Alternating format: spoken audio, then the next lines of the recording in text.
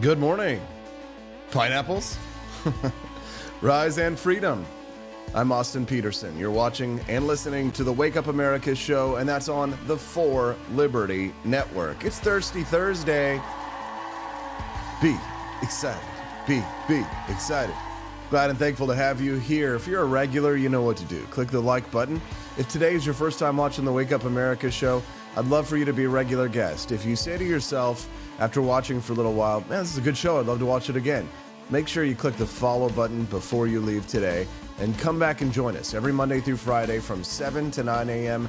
Central Time. It's a disaster in Los Angeles, but Bill Burr is sitting around saying, this is fine. The management of the LA fires, everybody did a great job. It's you, the internet.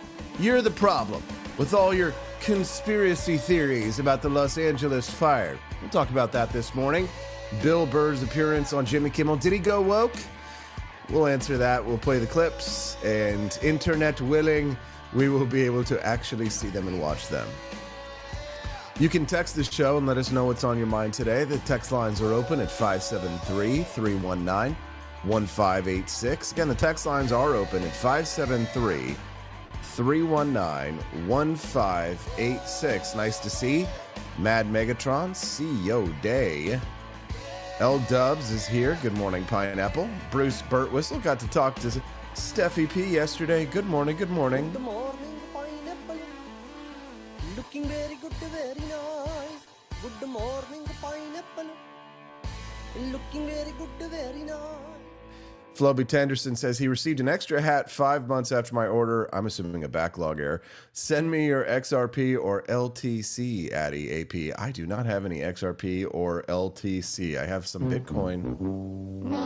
Good morning, John Rail. Nice to see you, brother. Welcome to the Wake Up America show. Cecilia, nice to see you as well as Barney Styles, Quantum Kitty, Grizz Cheese, Amy J. Ease, Quantum Itty, Quantum Kilsharian, what's up, Southcott, and Kermode Bear. Hi, everybody. Good morning, Pineapples. Glad you're here.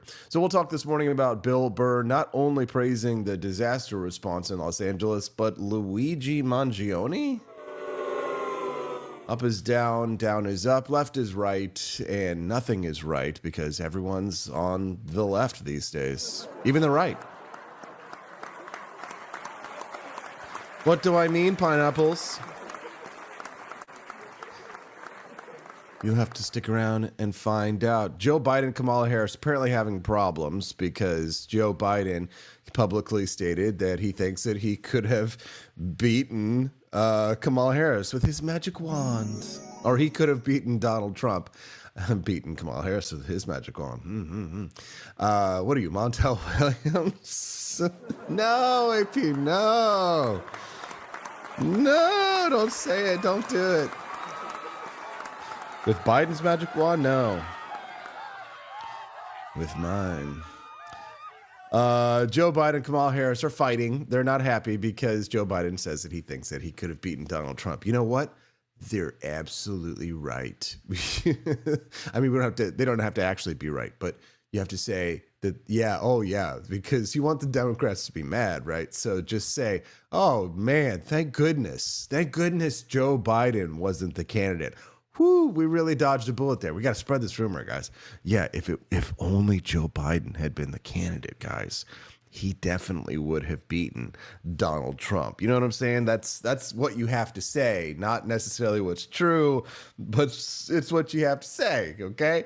All right, so speaking of incoming president, Donald Trump, now this is not AI. This is the official portrait of Donald Trump. This is not fake. I know what you're thinking. You're like, Austin, you're going to pull a prank on us like you did with Mazie Hirono yesterday, talking about how she's would Pete Hegseth date a poopy pants senator who could poop all by herself. No, this is real. This is legit. This is the official portrait of Donald J. Trump, the 47th president of the United States. Here he is with his incoming photograph. Take a look at this. There it is. I kid you not. There it is. That's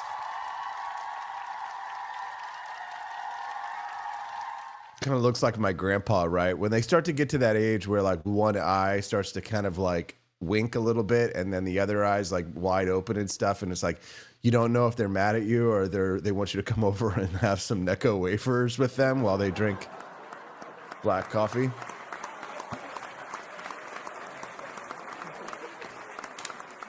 Bongo, bongo, bongo, I don't want to leave the Congo. Oh, no, no, no, no, no. Bingo, bango, bongo, I don't want to leave the jungle. I refuse to go. We'll speak to Camelia Peterson at 8 a.m. Central Time about the incoming president, whether or not he will extend the Donald Trump tax cuts. Will he extend his own tax cuts?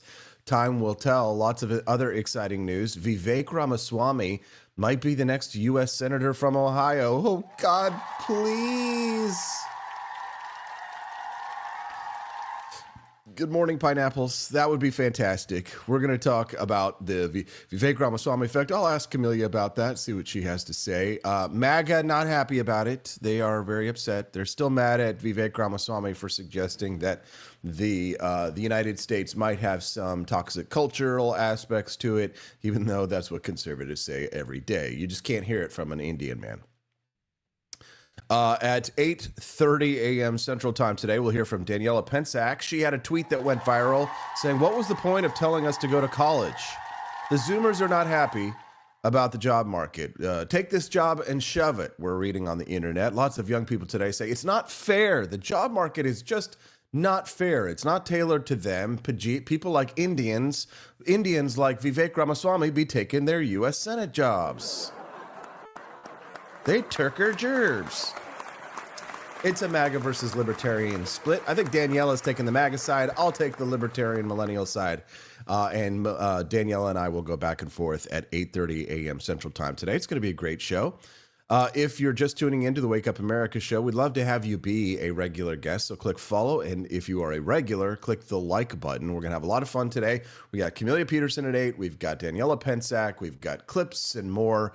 All kinds of fun on the Wake Up America show. Like I said, don't forget that you can text the Wake Up America show at 573-319-1586. That's 573-319-1586. I see that people in the chat real quick are talking about the tea orders are finally working. Yes, you can finally buy the tea.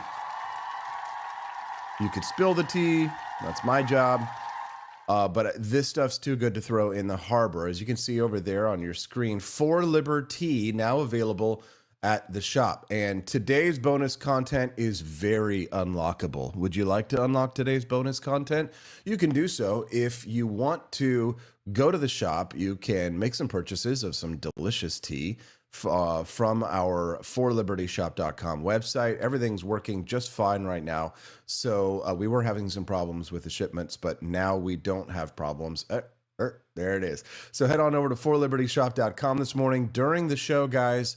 Or if you've been waiting to book your trip for Washington, D.C., today is a good day to do it because the spots are filling up fast. So go to forlibertyshop.com, get some Boston Harbor Black.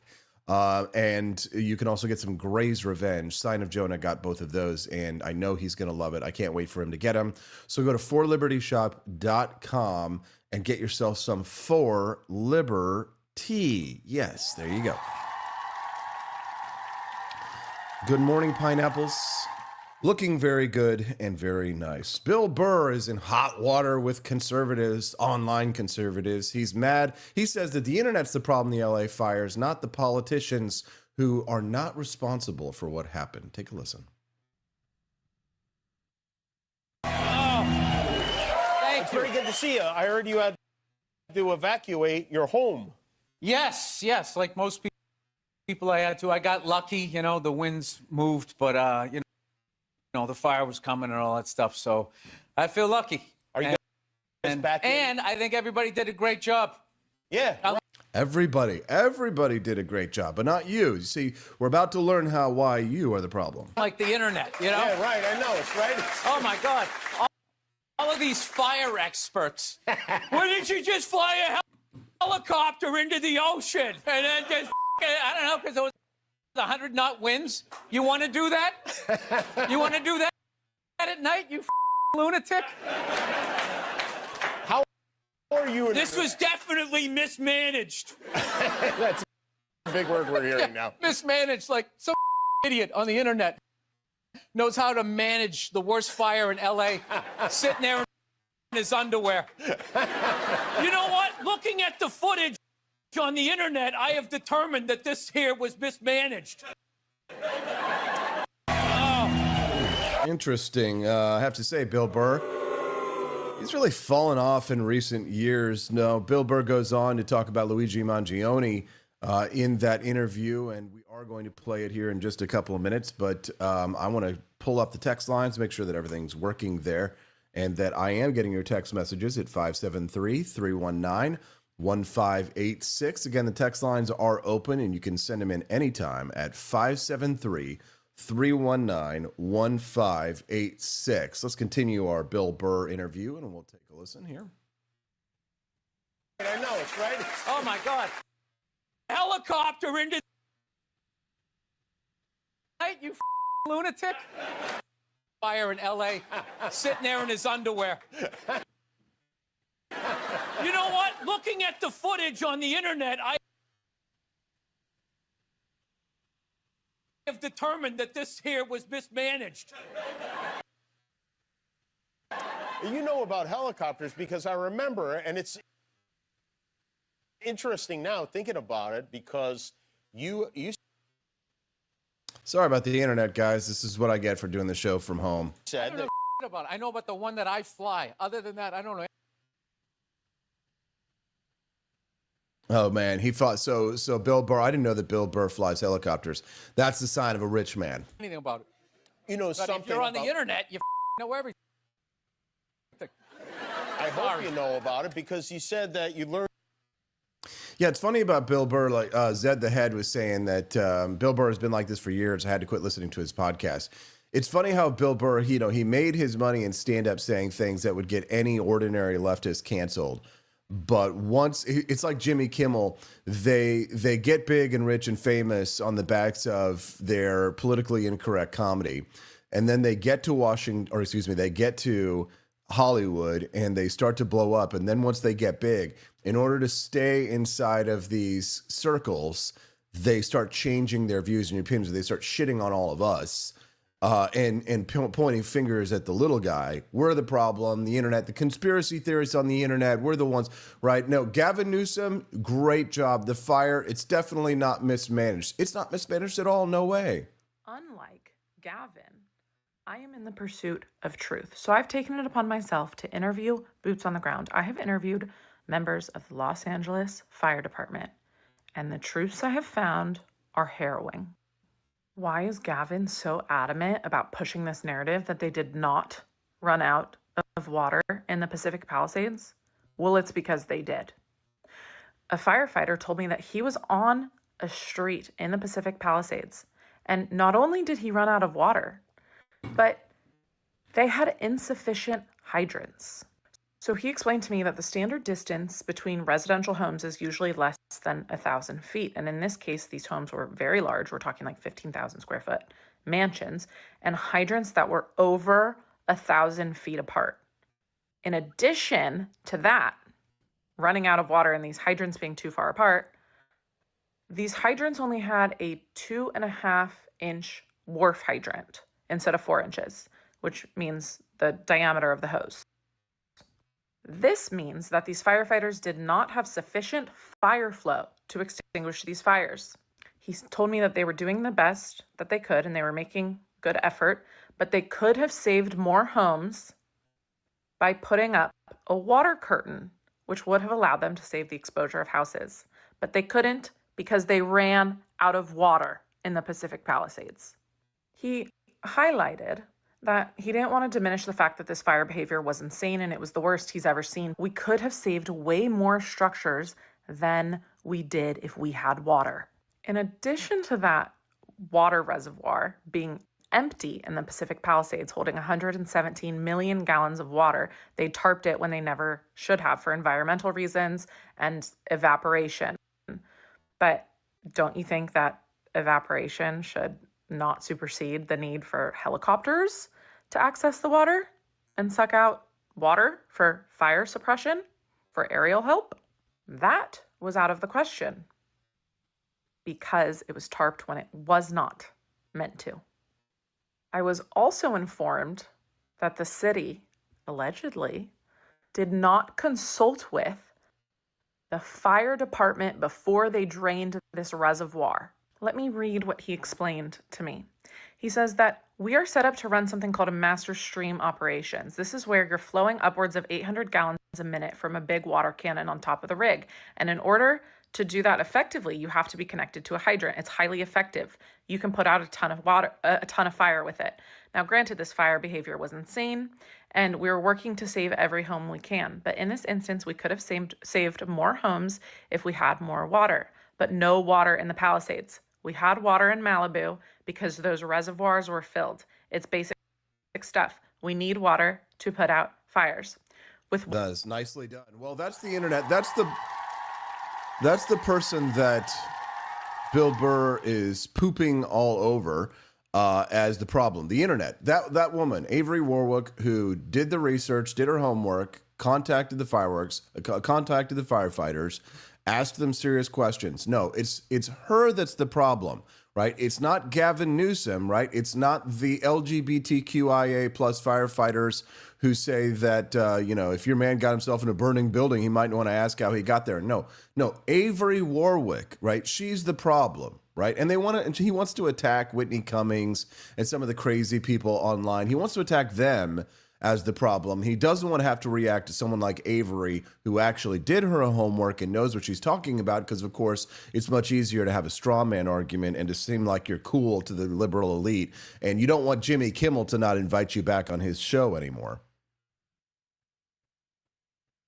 You got your pilot's license in case like all hell broke loose in L.A. You could get out of L.A. and at any moment you think, I'm going to make a run for that helicopter? Well, the error in Sorry my for the thought internet, was guys. I didn't realize how expensive helicopters were. So all I have is a two-seater. That really that funny, I didn't Jimmy? want to have to make Sophie's choice with my family. So, we all piled into the SUV like everybody else. But no, man, these guys were out there clearing the trees, getting the wires back up and everything. It was like the perfect awful thing that could have happened, and it did. So let me ask you guys a question, and I don't, this could be me being ignorant and speaking when I don't know. But I'm getting these updates from people, or these requests from these mega corporations like PayPal, et cetera, and they're asking me to donate to help rebuild in the LA fires. Now, listen, I don't want to be a dick here or anything, but is it the case that do these people actually need our money? Do these people like Bill Burr, or people who lost their homes in the Pacific Palisades, do these people need our money? I'm just curious, because it doesn't seem to make much sense as to why they would need disaster relief or response. Now, are there some people probably who aren't doing that well who live there? Probably not. Good morning. Welcome to the Wake Up America show, where we're part of the problem, according to Bill Burr. If you haven't already, guys, please do click that like button. We'd love to have you be a regular guest on the Wake Up America show. It's Monday through Friday, 7 to 9 a.m. Central Time. Help to unlock the bonus content today, guys. Go and buy some For Liberty. My favorite is the Boston Harbor Black. I've always been a big fan of English breakfast tea. You can get some at forlibertyshop.com. That's the number 4, libertyshop.com. Buy some tea, and if we hit $75 raised in either sales or in Rumble Rants by the end of the show, guys, then the bonus content will be unlocked. And today's bonus content is great. It's great. It's going to be about privatizing the firefighters. Yes. Mongoose87 is just it's like you're saying exactly what I believe in your own voice there, Mongoose. You said, I'm not giving them a penny. They can't manage their own affairs, and I'm not giving these corporations a donation for them to write off. Yeah, agreed. See, Bill Burr goes on in that interview to poop all over the insurance companies, and to say, free Luigi Mangione, right? And to hate on all over these evil corporations. There's not a word to say about PayPal saying, let's get disaster resistance for your rich multimillionaire friends. And I was just kind of laughing yesterday because I saw Julia Roberts was complaining about how looters were like looting her $10 million home or whatever it is. And it just reminded me so much of those years during the BLM riots when we were told, oh, the riots are the language of the unheard. And they asked these questions like, oh, well, when they were looting these businesses, they said to the business owners, all these leftists were saying to the business owners, oh, well, don't you have insurance? Don't you have insurance? And then they wonder, why do the insurance rates go up? Oh, but of course, Julia Roberts is saying, oh, it's so terrible and awful when these looters are looting her home. She wanted them to loot someone else's home, loot somebody else's business. And then it's okay. Well, once this affects me, then it's a problem. You know what I'm saying? It's Hollywood hypocrites.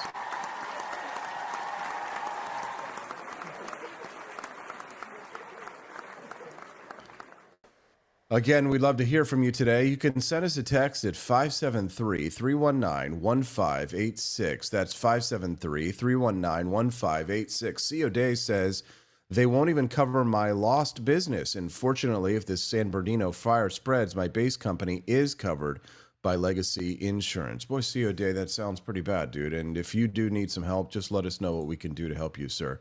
Again, send the text. Let us know what's on your mind at 573-319-1586. Joe Biden gave his final speech as president of the United States yesterday.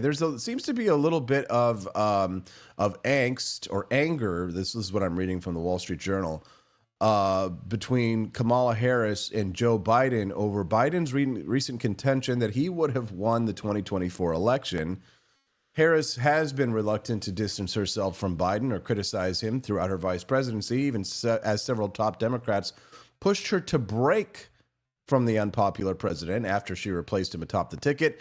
Harris refused. She vocally supported Biden after his halting debate performance in June, when several Democrats were calling on him to step aside and when a special counsel report on Biden's handling of classified documents amplified concerns about his mental acuity. Here they are, though, making friendly. Well, this is the exact framework of the deal I proposed back in May. Exact. And we got the world to endorse it.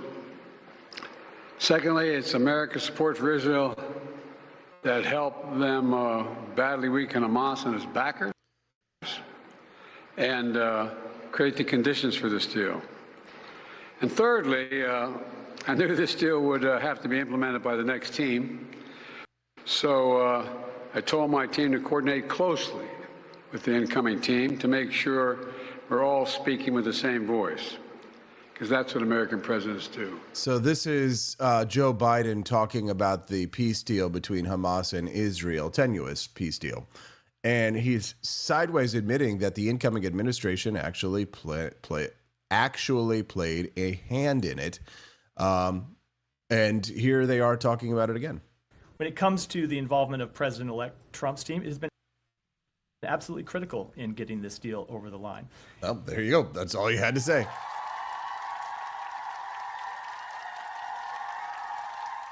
There you go.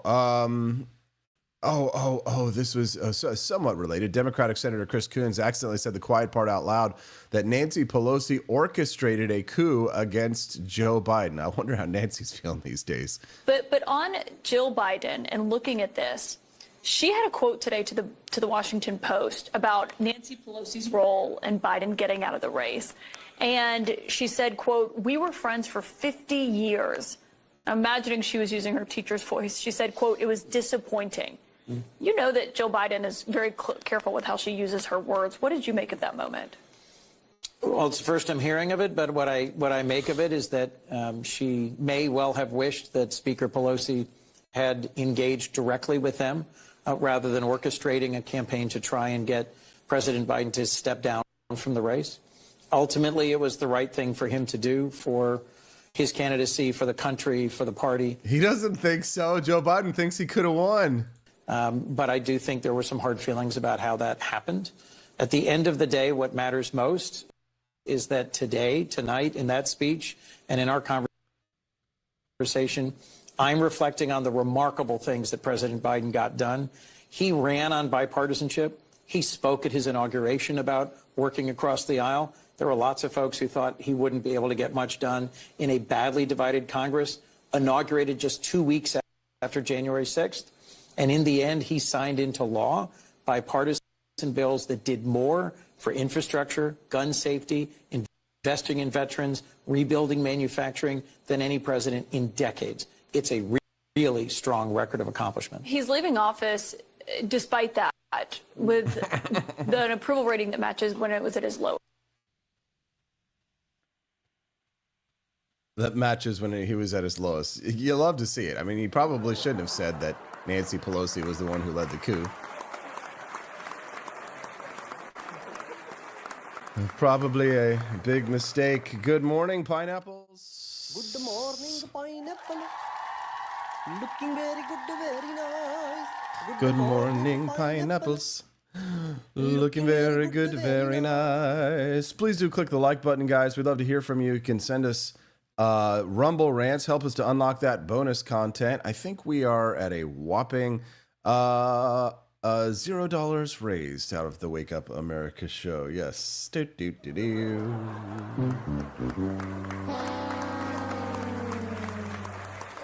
Good morning, pineapple.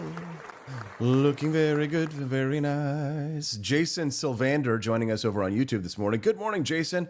How you doing, brother? Says infrastructure, LOL, not in California. Yeah.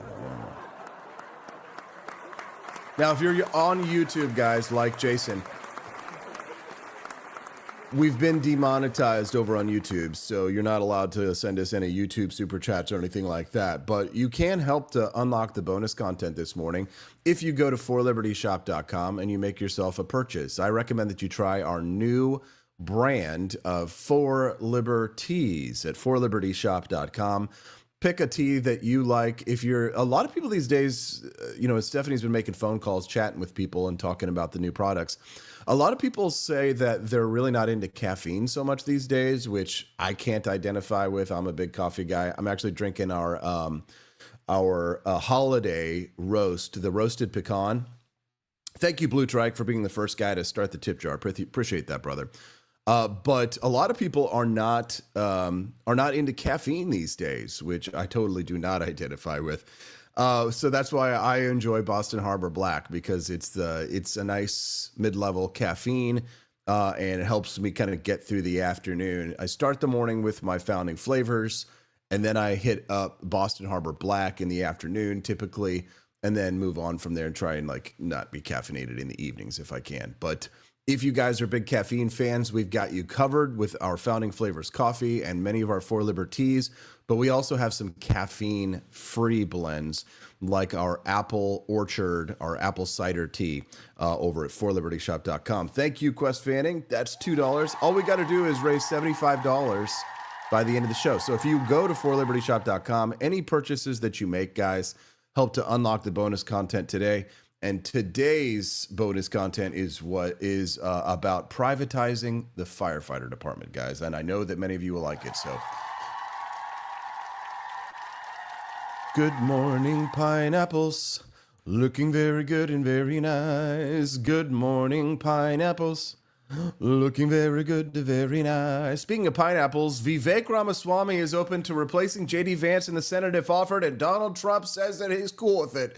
Please, God, let it happen. I know people are mad at Pajit, but I still love him. Vivek Ramaswamy, the billionaire biotech company founder, tapped to help lead the Doge effort, might instead find himself in the U.S. Senate. President-elect Donald Trump has been leaning on Ramaswamy to take the Ohio seat vacated by J.D. Vance.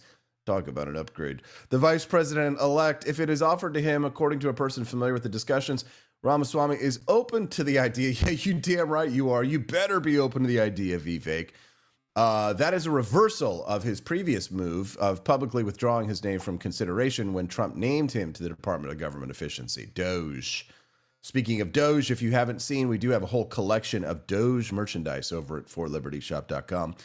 Let it be, let it be, let it be, let it be. There will be Vivek, let it be. When I find myself in times of Ohio, Mike DeWine says to me, Vivek Ramaswamy, let it be. Dan Tierney, he's a spokesman for the governor of Ohio, says that that his office has not commented on any of the possible candidates for the pending appointment. Trump's encouragement of Ramaswamy to consider the Senate seat was reported earlier this week. It's unclear whether Ramaswamy would have to vacate his Doge role if he were in the Senate. Probably would. But wearing both hats seemed unlikely given the cost-cutting effort is expected to be run outside the government so that they can operate more independently and free of public disclosure requirements. Elon, if you're looking for someone else, another libertarian nationalist, I might know a guy.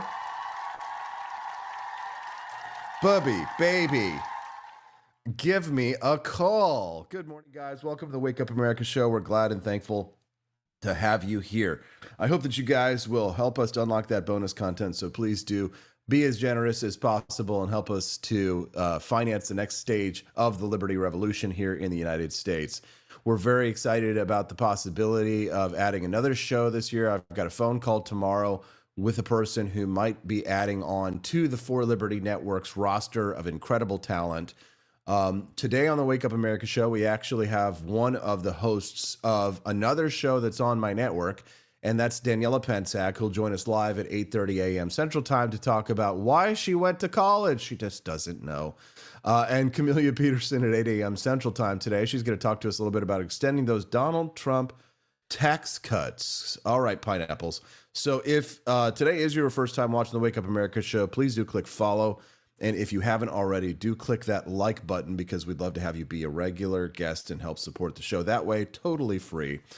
Grizz Cheese says, dang it, I got a record player for Christmas, and AP just reminded me I can't find my parents' old Beatles records along with some others. Oh, well, you know, you get high with a little help from your friends. You get by with a little help from your friends. Do you need anybody? You want somebody to love? J.D. Vance replaced by Vivek Ramaswamy. Honestly, huge upgrade. I'm much more of a Vivek Ramaswamy Republican than a J.D. Vance Republican. Doesn't mean that I don't like J.D. Vance. It just means that I'm a little bit closer to what you might call, what Vivek Ramaswamy calls himself, a libertarian nationalist. And if you want to know what a libertarian nationalist is, I have written a manifesto about it. And I nailed it to the church door. To the door of my local nunnery. There you go. So if you guys would like to read my manifesto on what is libertarian nationalism, then make sure you read that at humanevents.com. If you search out a manifesto for libertarian nationalists at humanevents.com, that's Jack Posobiec's news magazine, then you can read my 14-page descriptor, a manifesto, a call to arms for libertarian nationalists like myself, very much inspired by what Vivek Ramaswamy has been saying since he campaigned for president of the United States in the previous election. And I certainly supported Vivek Ramaswamy as hard as I could, hoping that these libertarian nationalist ideals would take off, and it would be very exciting to send him to the Senate. Can you imagine Vivek Ramaswamy and Senator Rand Paul teaming up in the U.S. Senate, two libertarians in the Senate when we had, just one before? Ramaswamy said during a November interview that we concluded that if this job were ever going to be done, the job of Doge, it had to be done by outsiders and in many ways from the outside. Politicians for a long time have talked about downsizing federal government. Doing it in the standard way wasn't going to work. Ramaswamy and Musk were appointed by Trump shortly after his election victory to lead Doge. That's an advisory board with a mandate to streamline the federal government and to cut costs. Okay, guys, I'm going to take a quick little break. We haven't unlocked the bonus content yet, but I have faith that we will. I'm going to run to the restroom real quick, go pee for liberty, and we'll be right back on the Wake Up America show on the For Liberty Network. Go shopping, guys. Unlock the bonus content. If you unlock it at the shop during the commercial break, I'll switch over to the bonus content during the commercial. That's how you'll know you unlocked it. So go to forlibertyshop.com.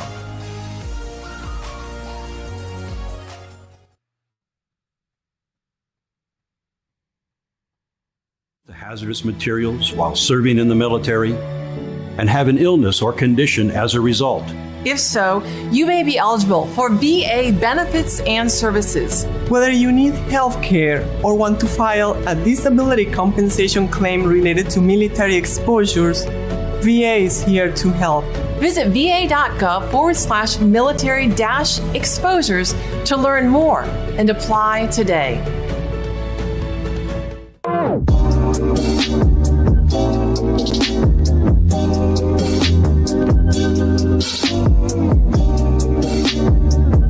If there wasn't going to be somebody who was a fiery champion of liberty, somebody who would get out there and who would be aggressive, and if they wouldn't do it with more fire or passion than I had, then I would go and I would fight this battle for us. I've fought for the principles that we all share. Parties tend to be secondary to me. We're here because we believe in the principles of liberty. I am not a perfect messenger, but I think I'm a damn good one. This is a replica of our first president's flintlock pistol. You have my full support, my respect, and my gun.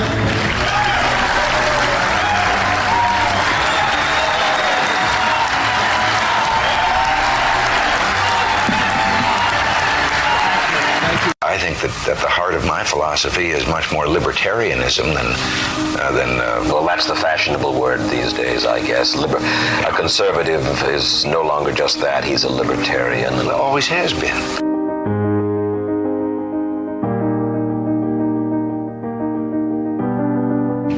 Yet any time you and I question the schemes of the do-gooders, we're denounced as being against their humanitarian goals. They say we're always against things, we're never for anything.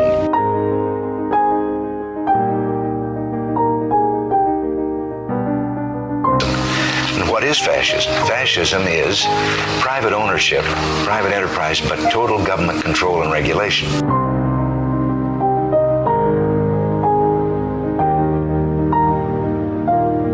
Well, the trouble with our liberal friends is not that they're ignorant. It's just that they know so much that isn't so.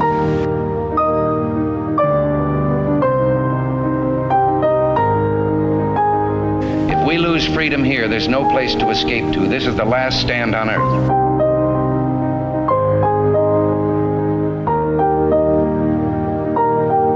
This is the issue of this election. Whether we believe in our capacity for self-government or whether we abandon the American Revolution and confess that a little intellectual elite in a far distant capital can plan our lives for us better than we can plan them ourselves.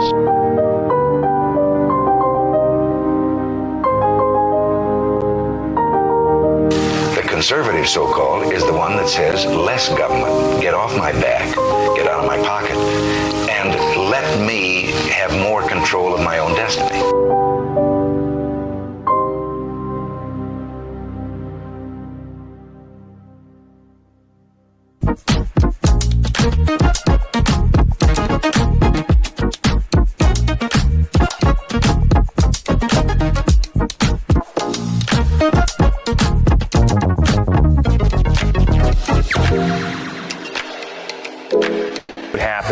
If I had to pick up the phone, call 911 for one of my family members or one of my neighbors, what would I do if no one was on the other end to respond? Do not deny that you made those statements. You have. We take the responsibility of standards very seriously, and we will work with you. I'm equally distressed. You would not meet with me before this hearing. We could have covered. Do not deny that you made those statements. You have. We take the responsibility of standards very seriously, and we will work with you. I'm equally distressed. You would not meet with me before this hearing.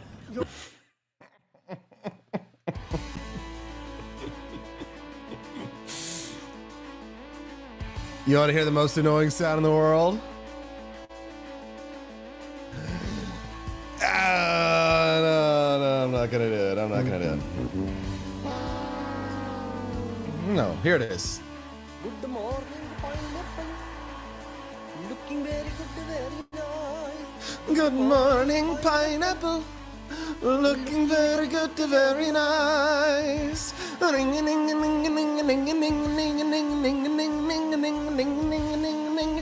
Good morning, pineapples. My lovely, lovely little pineapples. I'm Austin Peters. Who is this weird man, this strange man who just scared the dogs and probably woke the baby in a shoe closet somewhere in Jefferson City, Missouri? Hey guys, I'm Austin Motherfucking Peterson. What's up? Welcome to the Wake Up America show. It's time to wakey. Freedom and bakey. He's T-Mill 2022 or whatever over there in the chat. T-Mill 22, I see you waving that weed flag. How dare you? I need my Greta Thunberg theme back. This is what the Greta Thunberg, this button I'm going to push now. This used to be the Greta Thunberg button. Here we go. Let me turn it down. Here we go. I hate immigrants, gays, the crippled. God, I really hate the crippled. I can't stand unions, cops, old ladies. Oh, hey, now come on, guys. We're all just goofing around here. Slow your roll.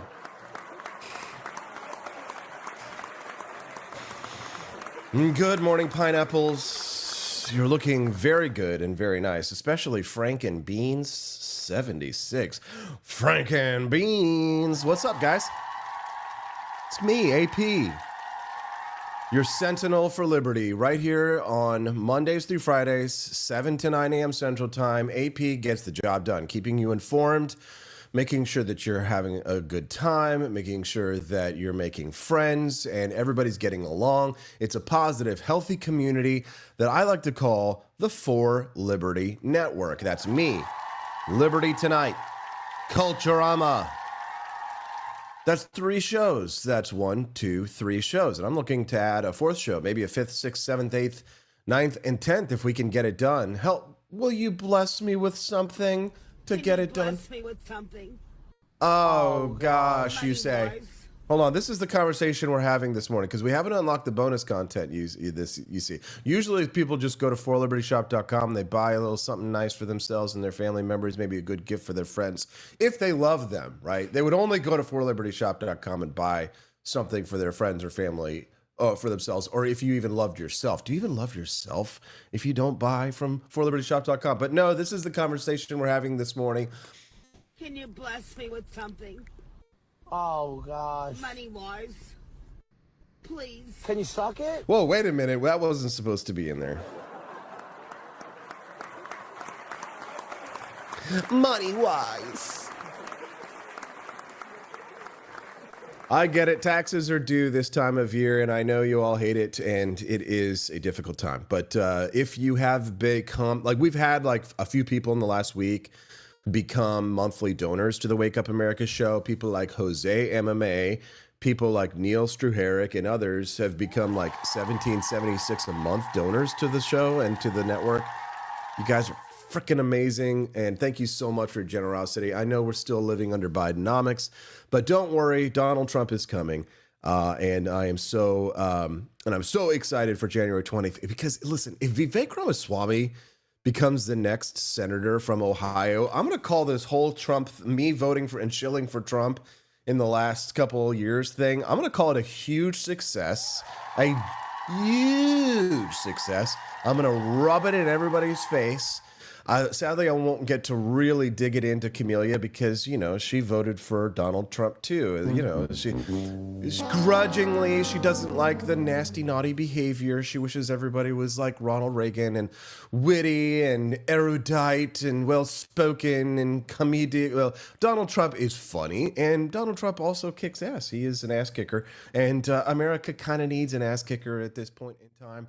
We're not fighting the Russians. We're not fighting enemies foreign. We're fighting enemies domestic. And we're some foreign enemies too, like China. Did you guys hear about that new Chinese app that everybody from TikTok is apparently evacuating for, running for the exits? Because it looks like the Supreme Court is not poised to protect TikTok from being banned here in the United States. They want to sell it, but Mr. Wonderful, Elon Musk, some people have expressed interest in buying TikTok. But apparently that's probably not going to go through, despite the fact that Donald Trump, after initially supporting a ban on TikTok, now opposes the ban on TikTok. But that's because he actually did really well with TikTok during the election, and it, to some extent, helped get him elected, but not as much as Elon Musk. And, of course, Vivek Ramaswamy played a very important role. So there you go. Official portrait of Donald J. Trump, 47th President of the United States, is released. I got to be honest, Kind of scary.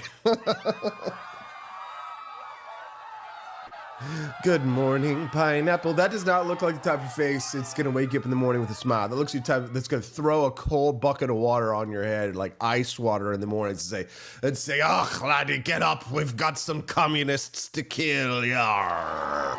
Yar. If he had an eye patch over his right eye there. You know, I have to say, I feel really bad. The eye patch has really gotten a bad name. I feel like before Dan Crenshaw came around town, I feel as if everybody was kind of starting to like the eye patch again. Like, it was kind of like, you know, it played on women's empathy for the whole, oh, he lost his eye and all this stuff. And it kind of like made guys for like, we were really into Pirates of the Caribbean a generation ago, right?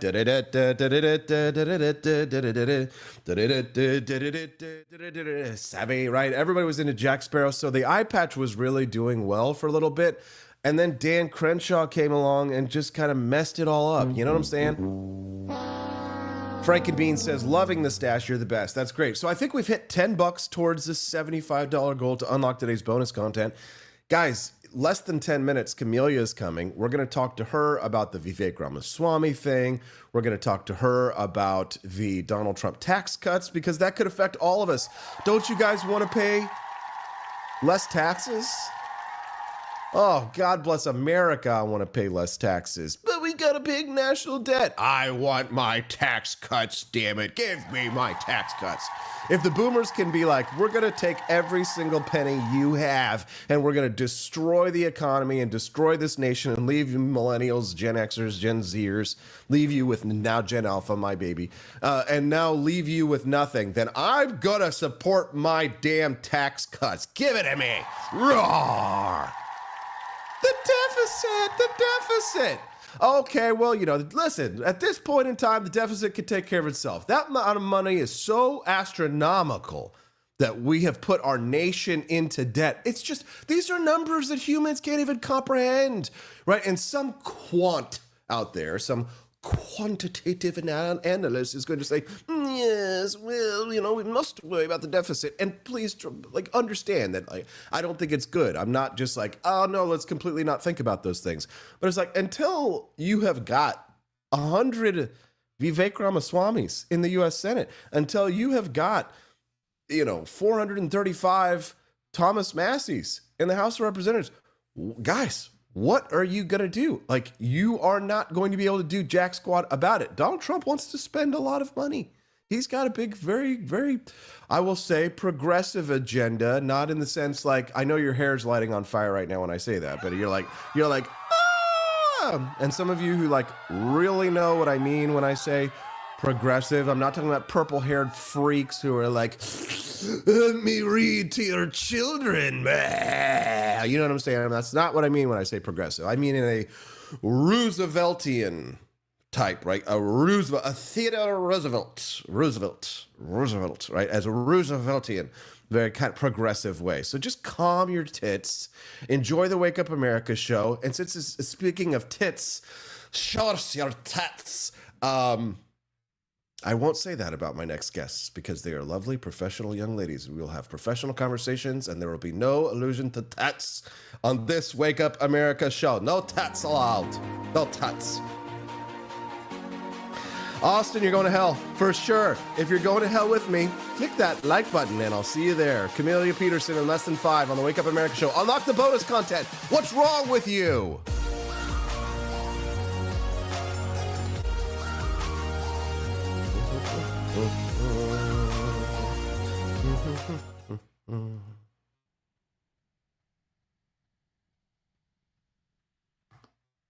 The hazardous materials while serving in the military and have an illness or condition as a result. If so, you may be eligible for VA benefits and services. Whether you need health care or want to file a disability compensation claim related to military exposures, VA is here to help. Visit va.gov/military-exposures to learn more and apply today.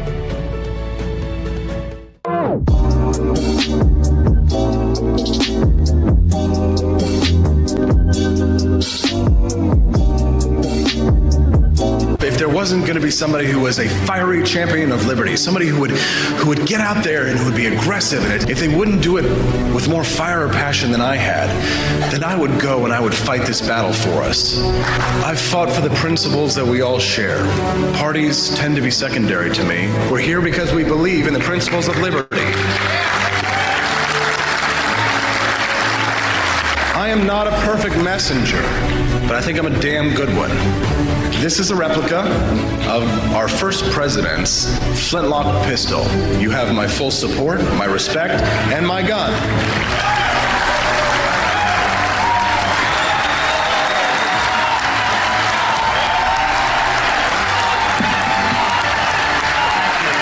I think that the heart of my philosophy is much more libertarianism than well, that's the fashionable word these days, I guess. A conservative is no longer just that. He's a libertarian and always has been.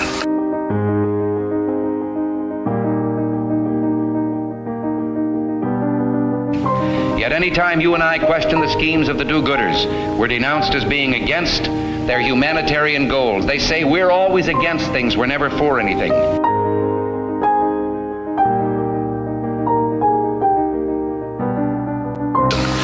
What is fascism? Fascism is private ownership, private enterprise, but total government control and regulation.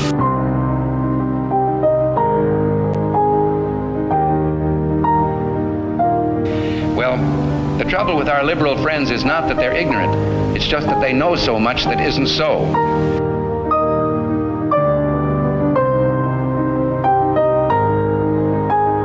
If we lose freedom here, there's no place to escape to. This is the last stand on earth.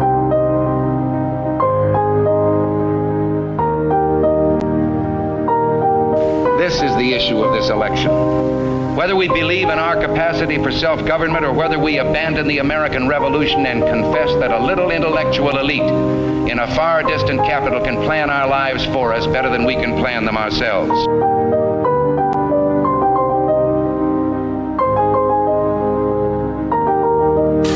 Conservative, so-called, is the one that says less government, get off my back, get out of my pocket, and let me have more control of my own destiny.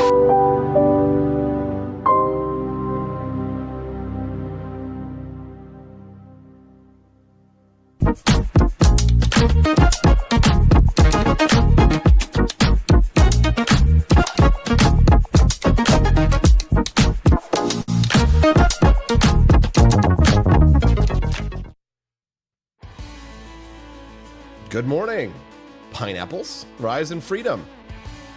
I'm so glad and thankful to have you here. Sign of Jonah, Bruce Burtwhistle, T-Mill 22, In Jam 77, Quest Fanning, the Rumble Bot. What's up, Joni Rankin? In Jam 77, Steel Bringer. Never prayed to you before.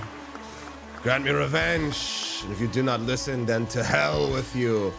The Wake Up America show is brought to you in part by viewers and listeners like you. Clicking the like button and the follow, it's totally free. Costs you not a ding-dang-dime. But if you want some ding-dang-dimes to rub together, head on over to forlibertyshop.com this morning. Help us to unlock that bonus content. If we hit the $75 goal, you get to watch our little mini documentary, today's mini documentary about privatizing firefighters. No, don't firefighters also, you heartless, cruel, libertarian son of a bitch.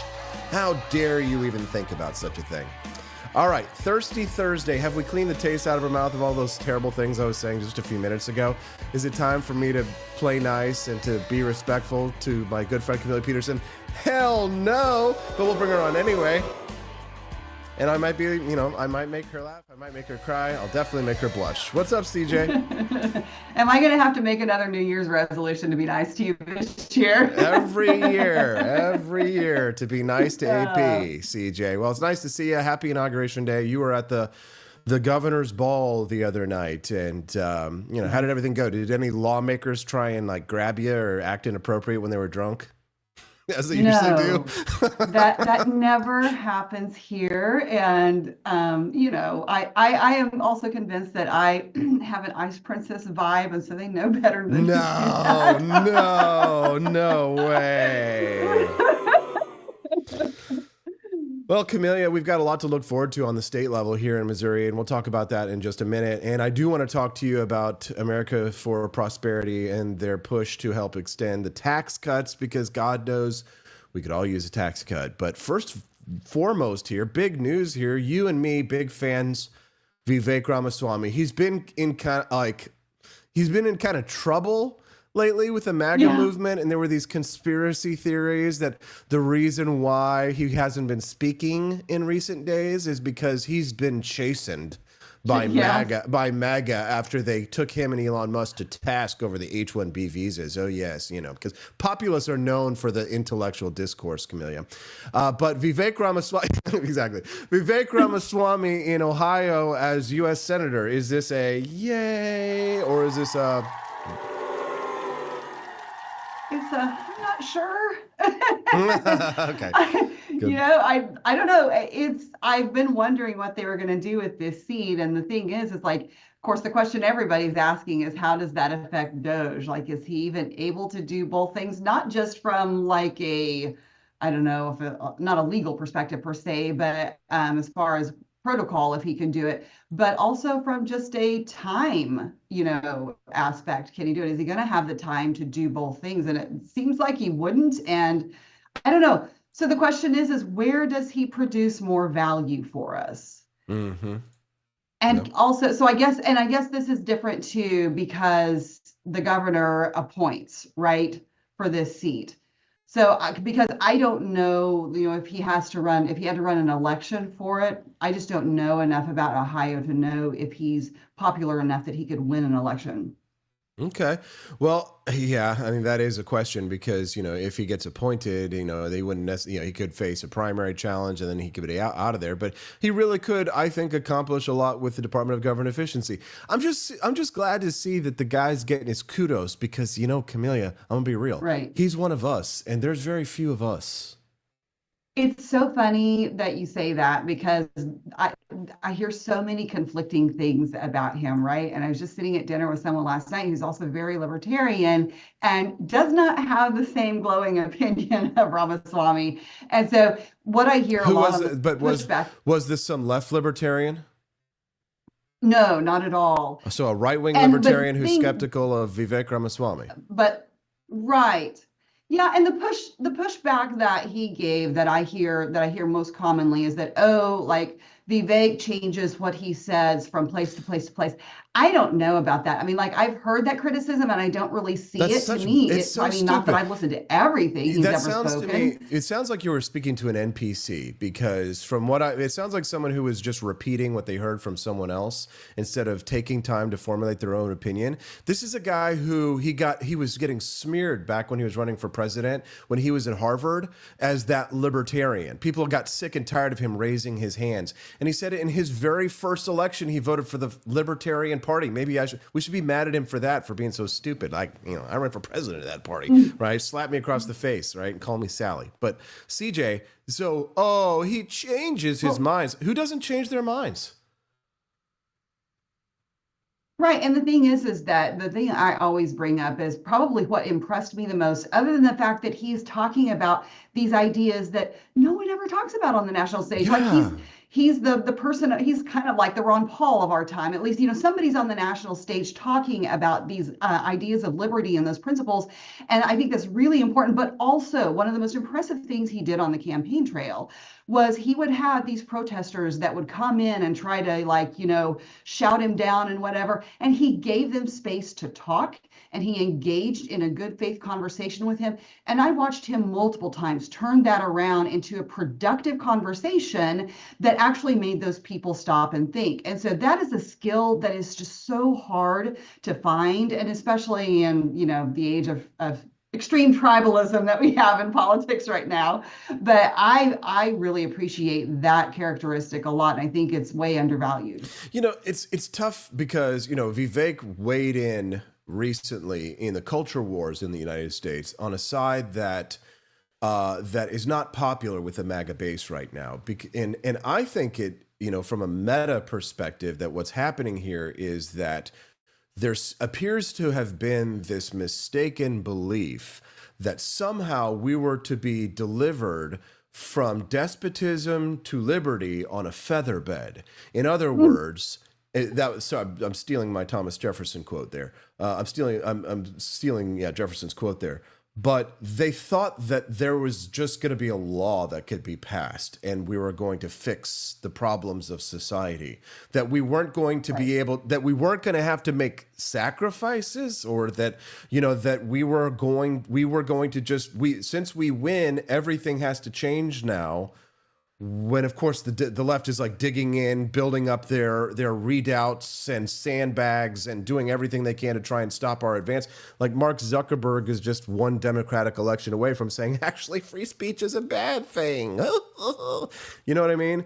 So I think culturally, the right still is still struggling with some demons, don't you?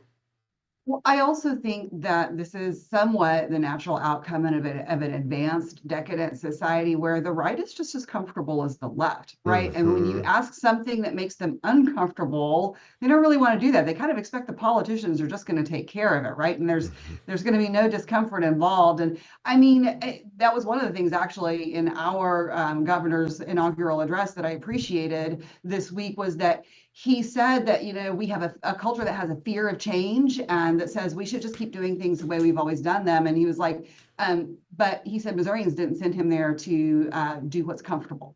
And like, that should be our whole attitude, is like, so I want us all to be very uncomfortable and get the right things done. Yeah, no, I agree. It is, when it comes to the fiscal matters, Trumpers are kind of all over the place in terms of economics. It's like, pro-tariff here, but cut taxes there. And it's like, once they start playing the Game of Thrones, and it's kind of like I thought we were taking the ring up to Mount Doom and we were going to throw it into the fire. Right. Like what's the lesson of Lord of the Rings in some sense? But it's deeply concerning to me, just that it's not just being not intellectual, but like being sneering and snide and being anti-intellectual that really strikes me as like the left is oblivious to the bubble that they're in terms of what they spew, what they sound like,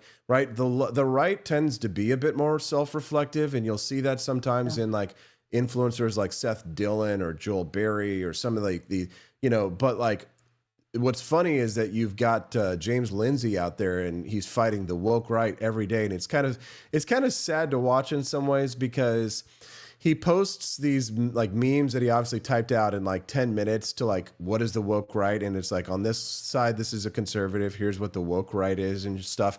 And it's got like not spelling errors, but like capitalization problems in it and all this kind of stuff. He's kind of losing his mind and all this stuff. But like, here's the thing though, like this is a thing with a lot of folks on the right, the grassroots, so to speak, is that there is something about content that is put out that is not perfect and polished. It's in all caps, it like has spelling errors, it's like grainy and pixelated, like that appeals because to them it feels authentic somehow, so they don't feel like somebody's trying to fool them. It's really weird because like you and I are like, it drives us crazy, but like I have seen it on the ground here in Missouri, like it's just a thing. Am I perfect? No. Do I make mistakes? Yes, absolutely. But like spelling is like one of those things. It's like there's very few things that I'm a Nazi about, and like spelling and grammar and punctuation. It's just funny too, because like these will be the first people to tell you that they're defending Western values, and yet they are not even masters of their own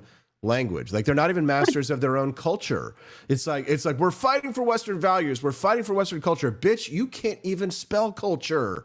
You couldn't sit down, you couldn't pass the 3rd grade, 4th grade, 5th grade spelling bee, and you're gonna deign to lecture to me about economics and if you take some money over here and put it over there. Now when I saw our Senator Josh Hawley's talking about doubling that child tax credit though, woo, hey, do I ever love some interventions into the economy? Double that child tax credit, Josh Hawley. But it's, to me, it doesn't go far enough, the child tax credit. $2,500 per child. Hazel's worth much more than that. I want one. Oh, no, I think he wants to make it 5,000, right? 5,000, but why stop there? $1 million child tax credit. There you go. What do you say? What say you? You like them child tax credits? I mean, I'm going to use them if they're going to give them to me, but it doesn't work. Let's be real. Like, it doesn't work for the government to incentivize anything pretty much all the time, and it certainly won't incentivize families to have more babies or anything else. It just doesn't work. We've seen it. There's the data out there and the evidence. Yeah, when the government tries to make something happen, it's typically not going to happen. It does sometimes happen. Like if you want to win a war in the 1940s, they could make it happen, but they've been notoriously bad at even doing that since then. And so we're left with a situation where, on the one hand, if you tax something to get less of it, you will get less of it. So like if they're trying to destroy something, they do tend to be good at that with a taxation policy. But when it comes to things like incentivizing certain behaviors with tax credits and things, most people aren't sitting around thinking, man, if they double that child tax credit, I'm like, who sits around and thinks, I was going to have sex with my wife tonight and put a baby inside her. But the child tax credit, well, sorry, for $2,500, babe, it's not worth it. Somehow I don't think that people think things through quite that much. No, I don't think so. Speaking of Camellia Peterson, we are of no relation, as Forrest Gump would say. My wife is Stephanie Peterson, and my extended family out there on the other side, they're all SENs. And Camellia and I are not cousins. We're not boyfriend, girlfriend. We're not married. We're just friends, and our names aren't even spelled the same. What's wrong with you? This is part of the spelling. Don't. If you are the true white supremacists that you claim to be, can you not tell the difference between an SON and SEN? Are we not the whitest of the white here? Petersons and Petersens? Are we not aren't we the heritage? Yeah, Norwegians and Danes, aren't we the heritage Americans, right? And everybody else should have to get out, right? I don't care if you are Italian. That's not white enough for me.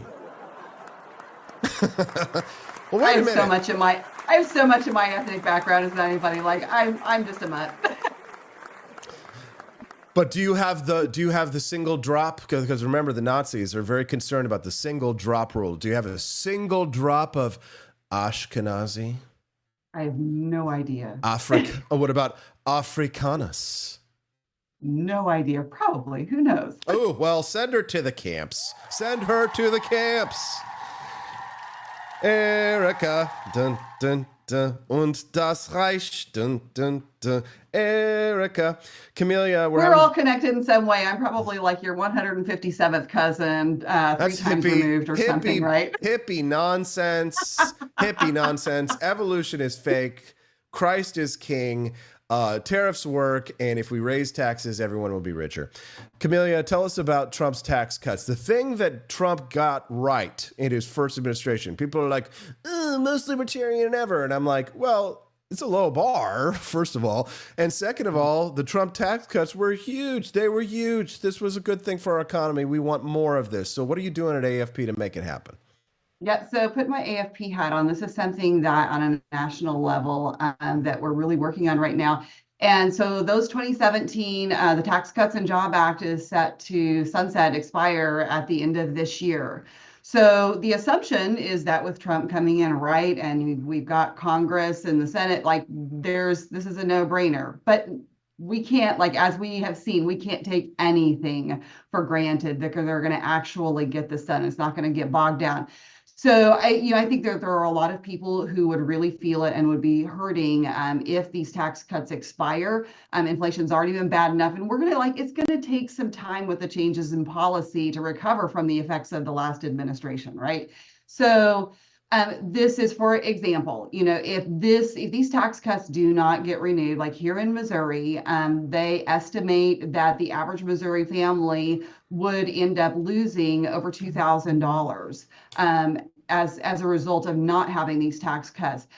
Businesses will have an increase in almost $1,000 in their corporate taxes. We could lose a ton of jobs. So that is, we're really working nationwide and really putting pressure on Congress to take action on this and get it done. And I would encourage everyone to please go check out protectprosperity.com, because it's a really cool site that they've set up, and it really goes through a lot of the facts, what's true and not, about what inflation and how the effect of the different tax cuts that we see in there, stories about people who've been impacted by this. And it also has a map that you can click on your state, and it gives you state-specific information to you that kind of tells you like what kind of average effects it'll have in your state. And it gives a spot for you to contact your congressman, your senator, your House of Representatives member. And so let them know that you want this is to be a priority to get this done. And there's also, I think this is a really important part that we've talked about this before. One of our failings is that facts don't care about your feelings, right? So we need to tell the stories to make people understand why this is important. So there's a spot for people to do that. That if you have a story about how those Trump tax cuts impacted you personally or your business, there's a place for those. Because, it's not just that we need to be sharing those stories with our friends and neighbors.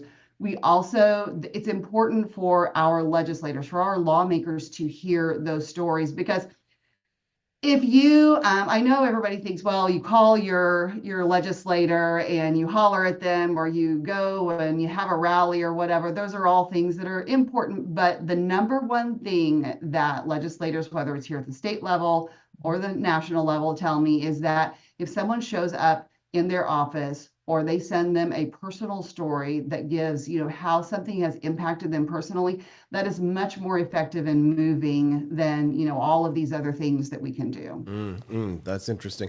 Now, I really hope that it happens. And Donald Trump has said that he would do that. But I mean, the question is extending the Trump tax cuts. Where does the power lie to do this? Doesn't it lie with those who have the power of the purse? What's the situation over on Capitol Hill? That's right. I mean, and that's why, before the election, that's what we were talking about, is if we don't have Congress, it doesn't matter if Trump gets elected or not, because he has to have a Congress to work with. And fortunately, we have that. But we have this basically, I think we have a 2-year window to get a lot of things done, because we can't take for granted, in 2 years that the tables won't be turned. So we need to, be on our guard and get as much done as we can right now. And this is one of those huge things that's got to be done this year. Yeah. And it's so interesting. I'm looking at Sign of Jonah's messages over in the chat. He says, on the federal level, the government gets its money directly from the Federal Reserve, not via taxation. It's so funny because when it comes to our taxes, we wrote some big checks this month here for taxes. I still got another big check to write for taxes on the sales tax. I pay so many damn taxes to run this business. It's insane. I can't imagine what bigger businesses, real legit business with 50 employees or something like that, what they're paying, and all the once you hit 50 employees in this country, you are screwed, because then all of a sudden all these new mandates start popping down on you. And so it's you can cut taxes, but it's the regulations. We've got so much to do and only 4 short years to do it, because I'm going to be real. The Republican Party is going to look so different when Donald Trump is not the titular leader, when Republicans actually have to start thinking about who's going to be kind of taking over. Because I think, people are of the mistaken assumption that J.D. Vance will just walk away with it after the nomination, with the nomination. And it's right. No, you don't understand how fluid dynamics are when it comes to who people like, who people hate, people have fads, all that kind of stuff, right. So we need to get some stuff done now. We need tax cuts now. We need to lock in some gains now, because we may not necessarily get some for a long time after Trump. And we need to do it in Congress, because we saw what happened when Biden came into office. He, with the stroke of a pen, he undid so many good things that Trump had put into place. And it was just, and we don't want the same thing to happen.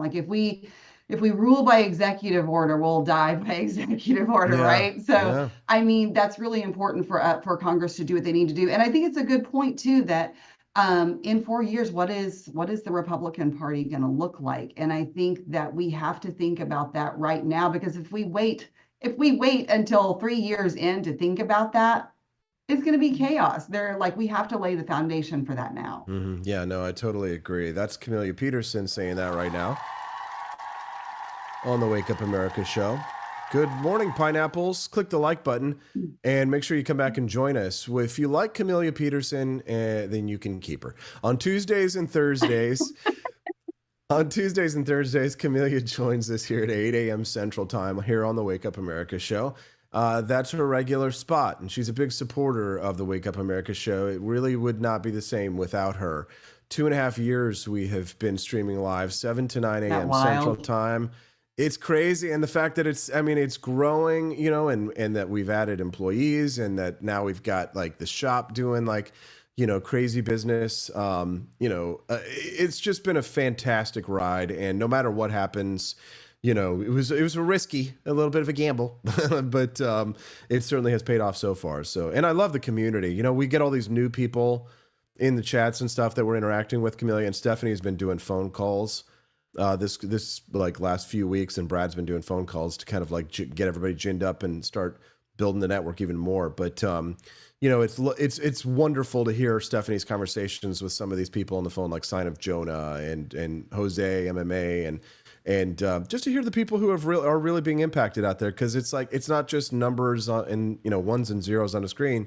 It's a real community of real people. It's not like 500,000 fake bought and paid for likes or whatever. It's real people.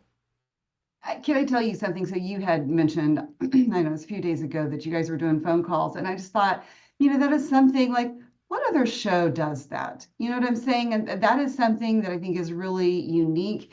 And I know that kind of is a carryover in a lot of ways from, what your approach to your campaigns were like.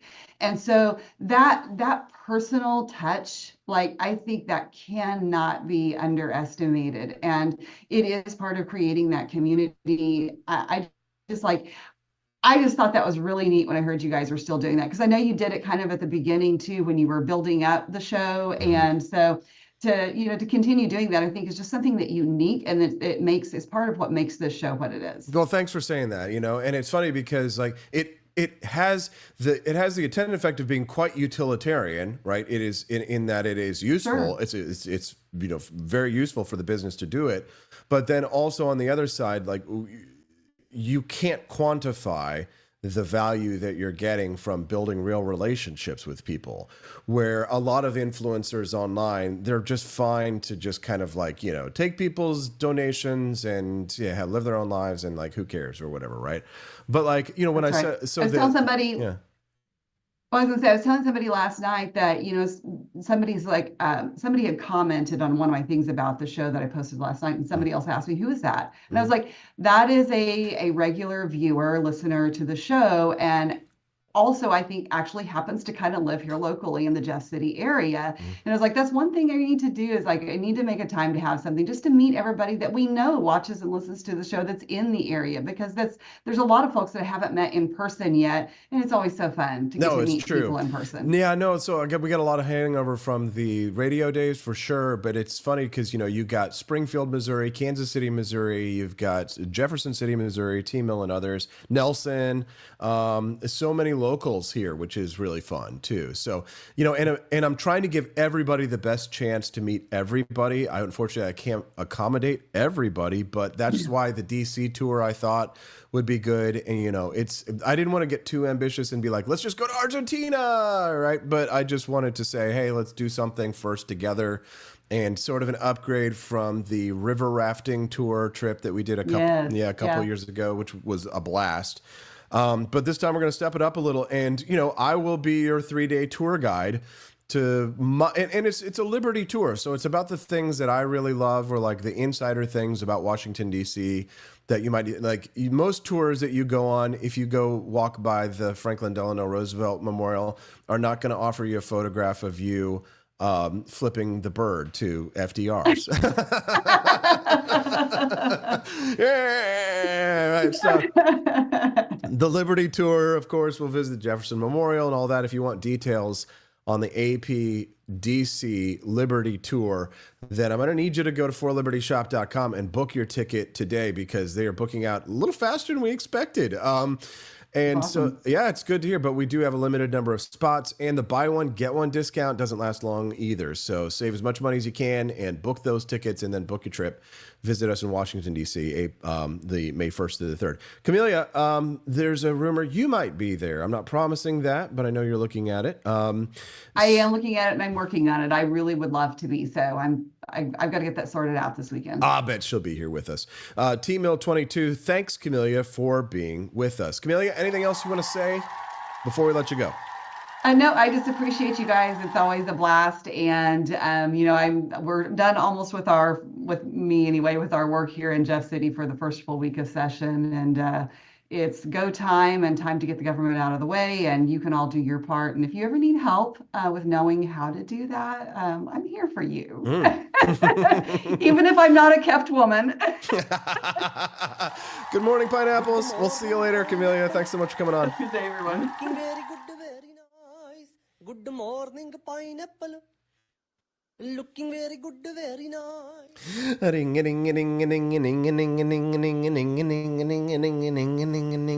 All right, guys, it's time for us to look at before I go get Daniela Dentsack, then you guys need to take a look at this amazing picture of our president of the United States. Kind of scary. I like the guy, but that's, you couldn't even try and smile. I don't know. Donald, he was not in a good mood at the taking of this photograph. But speaking of the APDC Liberty Tour, May 1st to the 3rd, 2025, tickets are already starting to get booked up. There are 30 adult tickets that will be sold, and when they are sold, we will cut it off. So you must book the trip now. This is the base package, AP's DC Liberty Tour base package. Here's all the details. Look at this. We got the buy one, get one, limited time only. Buy one, get one 50% off over there at forlibertyshop.com. Here is the tentative itinerary. Austin, if we can't get Dr. Bob, which I spoke to them yesterday, and we have a tentative yes for the Congressional Capitol Tour. But you have to understand that representative schedules sometimes change, acts of God. So in the event that Dr. Bob is not able to take us on the tour, then I will lead the damn tour myself. Just don't leave with any lecterns or take anything off Nancy Pelosi's desk. You know what I'm saying?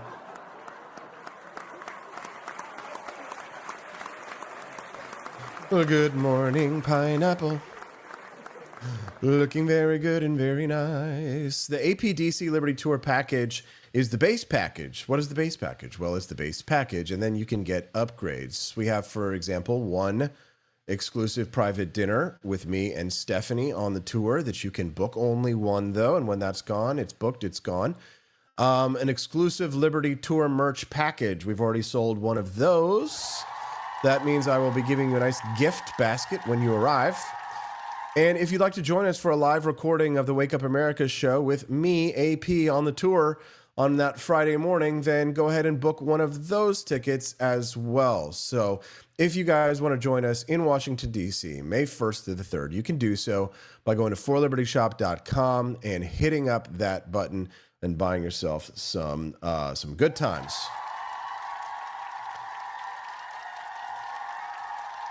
Why did Daniela Dentsack even go to college? Well, nobody knows. Apparently, not even herself. Can she define the purpose of getting a master's degree? We've talked about it before, but tensions really reached a fever pitch in the last few days when Zoomers united against work. But no, some of them do want to work, but then some of them don't want to work, but then some of them do. But they don't want to work 80 hours, but they don't want to, you can't hire Vivek to work 80 hours. We'll talk about Daniela about that when we get back. Go unlock the bonus content, guys. The hazardous materials while serving in the military and have an illness or condition as a result. If so, you may be eligible for VA benefits and services. Whether you need health care or want to file a disability compensation claim related to military exposures, VA is here to help. Visit va.gov/military-exposures to learn more and apply today.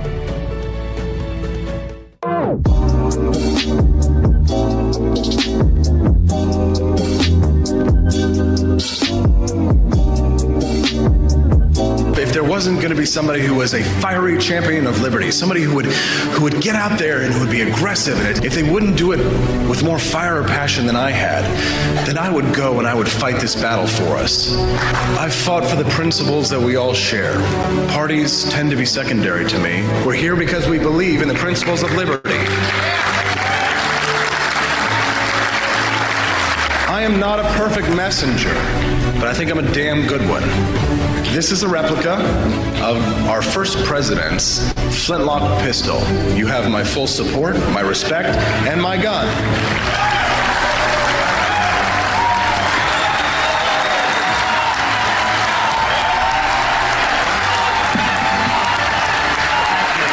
I think that the heart of my philosophy is much more libertarianism than well, that's the fashionable word these days, I guess. A conservative is no longer just that. He's a libertarian and always has been.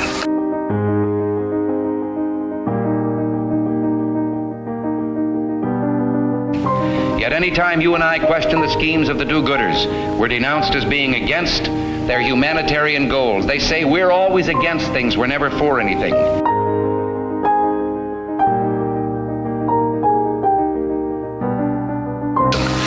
What is fascism? Fascism is private ownership, private enterprise, but total government control and regulation.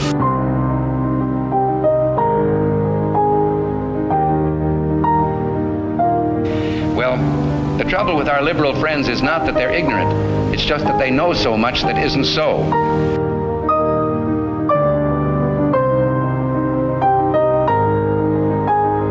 If we lose freedom here, there's no place to escape to. This is the last stand on earth.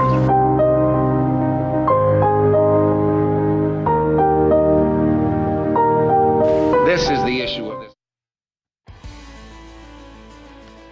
Good morning. Rise and freedom. I'm Austin Peterson. You're watching and listening to the Wake Up America show on the 4 Liberty Network. What do colleges, pineapples, and Chipotles all have to do with one another? Well, they're all connected to the Wake Up America show, where on Thursday, we have the lovely Daniela Pensack. She's the host of Culturama.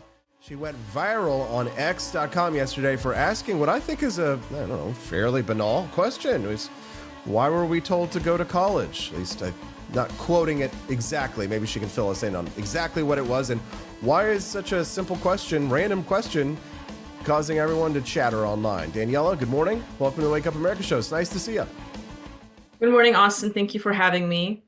And yes, I did have my first real viral tweet, so it is very exciting, I suppose. I was surprised, too, that I got so much traction. But I guess, basically, for those that don't know, I simply asked the question, why were we told to go to college? Or why was my generation told to go to college? And it got over 22,000 likes and over 1 million and counting impressions. So it just shows and really reveals the present zeitgeist, I guess you could say, of how people are feeling right now, especially people my generation, about the present job market and higher education and the value of it. Well, why don't you all just lift yourself up by your bootstraps? Yeah, why don't we bootstrap ourselves into success, right? Well, that kind of, yeah, I mean, funny metaphorically speaking, but yeah, get off your ass and get a job or start a business, yeah. Yeah, exactly. Well, that is the conversation that a lot of people on the other side are posing, is like, look, I mean, we do have to contend with the fact that maybe the job market's a little bit more difficult, but hey, why not just, go out there and really, really work for it? And the reason why I made this tweet was because I really did think about it, and it was my generation, it was a coming generation right now that is leaving college, and previous generations that were taught with the concept that if you go to school, if you obtain that degree, you don't have to work jobs like the jobs in Panda Express or Chipotle. And the reason why Panda Express keeps coming up. Squeeze me? Yeah. Please explain. Yeah. I mean, because I want to know why we're shitting all over 2 of my favorite restaurants. Let's go. Right, I know, right? Chipotle, great. Right, place. That's a place I love to go to after the gym as well. Too good. But, you're too good for that. Right. Well, I wouldn't say I'm too good for it, but the reason why those are being brought up is because there's a leading conservative figurehead. His name is Christopher Rufo. I reference him a lot on my show, but you could say he's sort of like a figurehead of the conservative movement right now, and he's pretty relevant.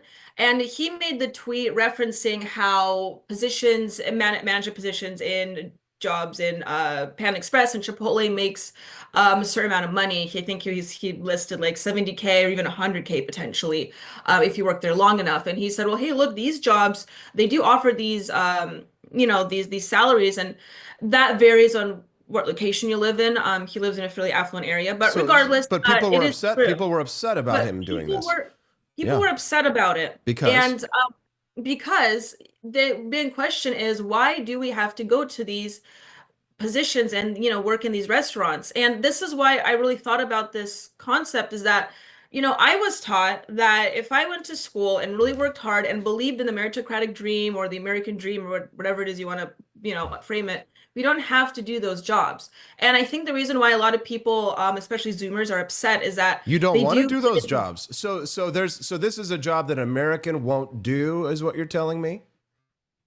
No, absolutely not.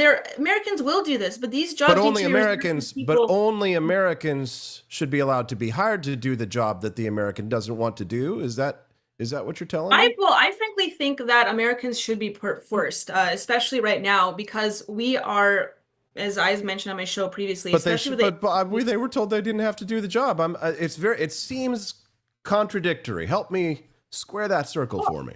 I wouldn't say it is contradictory. I would say I wouldn't say it's contradictory. I do think there's two different ways that you could look at the issue. That there are various aspects. But like you kind of see where I'm coming from, right? It's like I, as an American, shouldn't have to do the job because I was told that if I went to college, that I wouldn't have to work at Chipotle or Panda Express.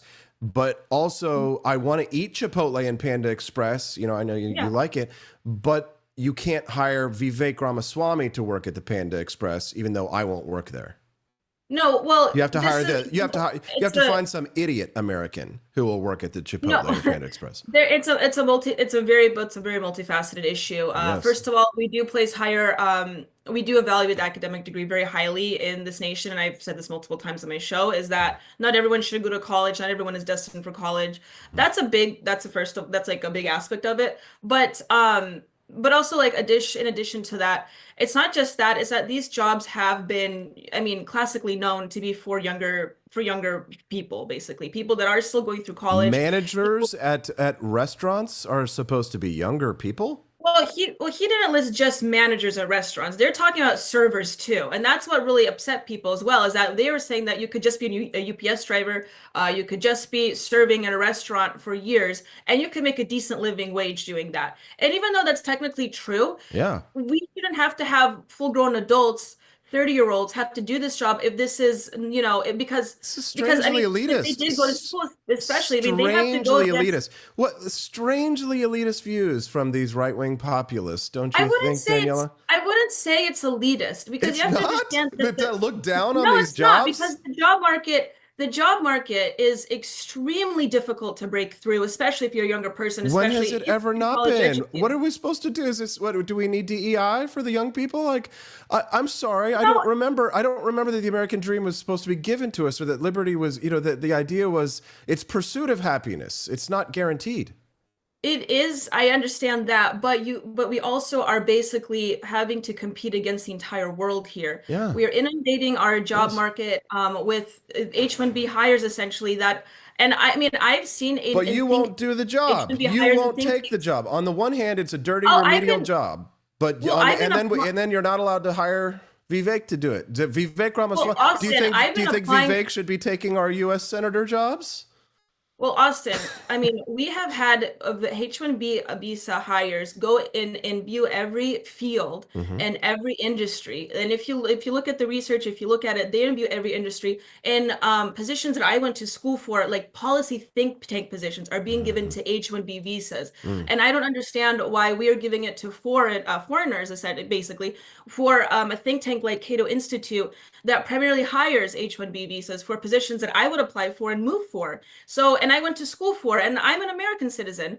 Right, So I but don't Daniela, understand why they're first of all, like, utilizing them you, for like, every field and every industry. well, I mean, like, you know, no offense, but I mean, I think you don't really know much about the Cato Institute if something like that shocks and appalls you, because like the Cato Institute is like the home of open borders libertarianism, and they believe in a pure merit-based system, not some diversity, equity, and inclusion kind of standards to make sure that there's a guarantee. Call it merit-based. I wouldn't call it merit. I would call it here's the thing. Hiring a surf class is what I would call it. It's cheaper. Hiring it's cheaper a surf class, right? So because yes. I didn't realize that when two people engaged in a voluntary transaction, that one was, are we exploiting the cheap labor? I mean, this is straight out of the Karl Marx playbook here, is what it sounds like to me. I would say that we are exploiting a certain demographic or class of people because they do come here for cheaper and they will work more hours for cheaper. Yes, and what's wrong with as a business owner? Let me just say, huzzah! Right, this is a natural tension between tension between the employers and the employees. Yeah, exactly. And I understand that, but you have to understand that also the job market has been completely imbued with these people. And we're at a point where, like, I'm sure there are plenty of young people, young American citizens who are willing to compete with fellow other American citizens to work for supposedly less, for more hours. Yes. But we're at a point where we're now importing foreigners at great degrees or great numbers that also come from a culture where they don't, and I don't think that we should encourage a culture where we just have like a complete work culture that takes over our family lives, because I mean the same. It's supply and demand. It's supply and demand. The supply will be generated to meet the demand, and there's not as high a demand for whiny American white Zoomers who think they're too good to work at Chipotle or Panda Express. But there is a demand for people to hire good workers who will show up on time, who will actually do the job while not screwing around on TikTok all day, who have an actual commitment to a culture of excellence and of work. I'm not saying you have to become like Japan, where they're literally like jumping or like suiciding out of China's towers here. But what I'm saying, if you keep importing the third world, we might have to get to that point. Well, there should be. I mean, it's intrinsically tied to immigration, but like you have to be careful about like sliding back and forth between two massive, giant questions with the economy and immigration. So when you're going to have a discussion about something like that, you have to be really careful and define your terms on things, because on one hand, the MAGA people, they conflate illegal immigration with legal immigration, and so do the Cato Institute Open Borders people. They'll frequently conflate legal immigration with illegal immigration. And the question is, like, what is legal? It's like, the question isn't who is going to let me, it's who's going to stop me. If there's one thing I learned, hold on. If there's one thing that I learned as a young man, like working in landscaping, they all hire illegals, right? Mexicans. And it's because all of these small businesses, they can't afford to pay the full prevailing wage for most of these jobs that the big corporations, the big company, the big landscapers can get. So the small guys, the Americans, they're scrappy. They have to do what they have to do. Yeah, they're going to pay lower wages because that's the only way that they're actually going to be able to feed their families.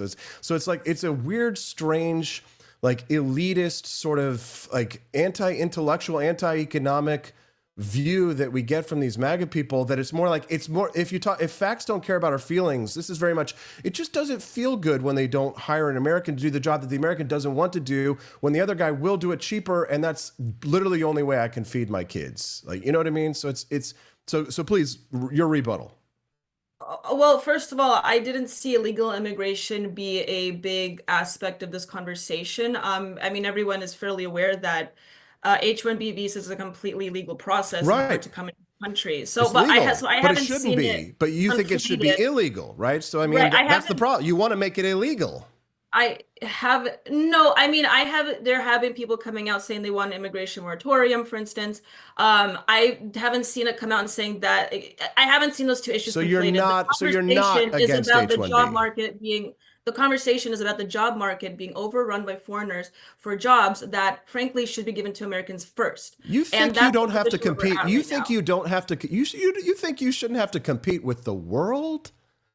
No, I don't. I think Really? the country should come first. Who's supposed Right, I to think protect you? that- Whose job is it to protect you from somebody who will work their ass off harder than you across the ocean? Because nobody's protected. You think, how could I be protected? A very specific. I mean, we have our own culture. We have our own people here. I think right now we're in a position economically. Wait a minute. Where we shouldn't have to be able to do that. But Daniela, your second language is Daniela.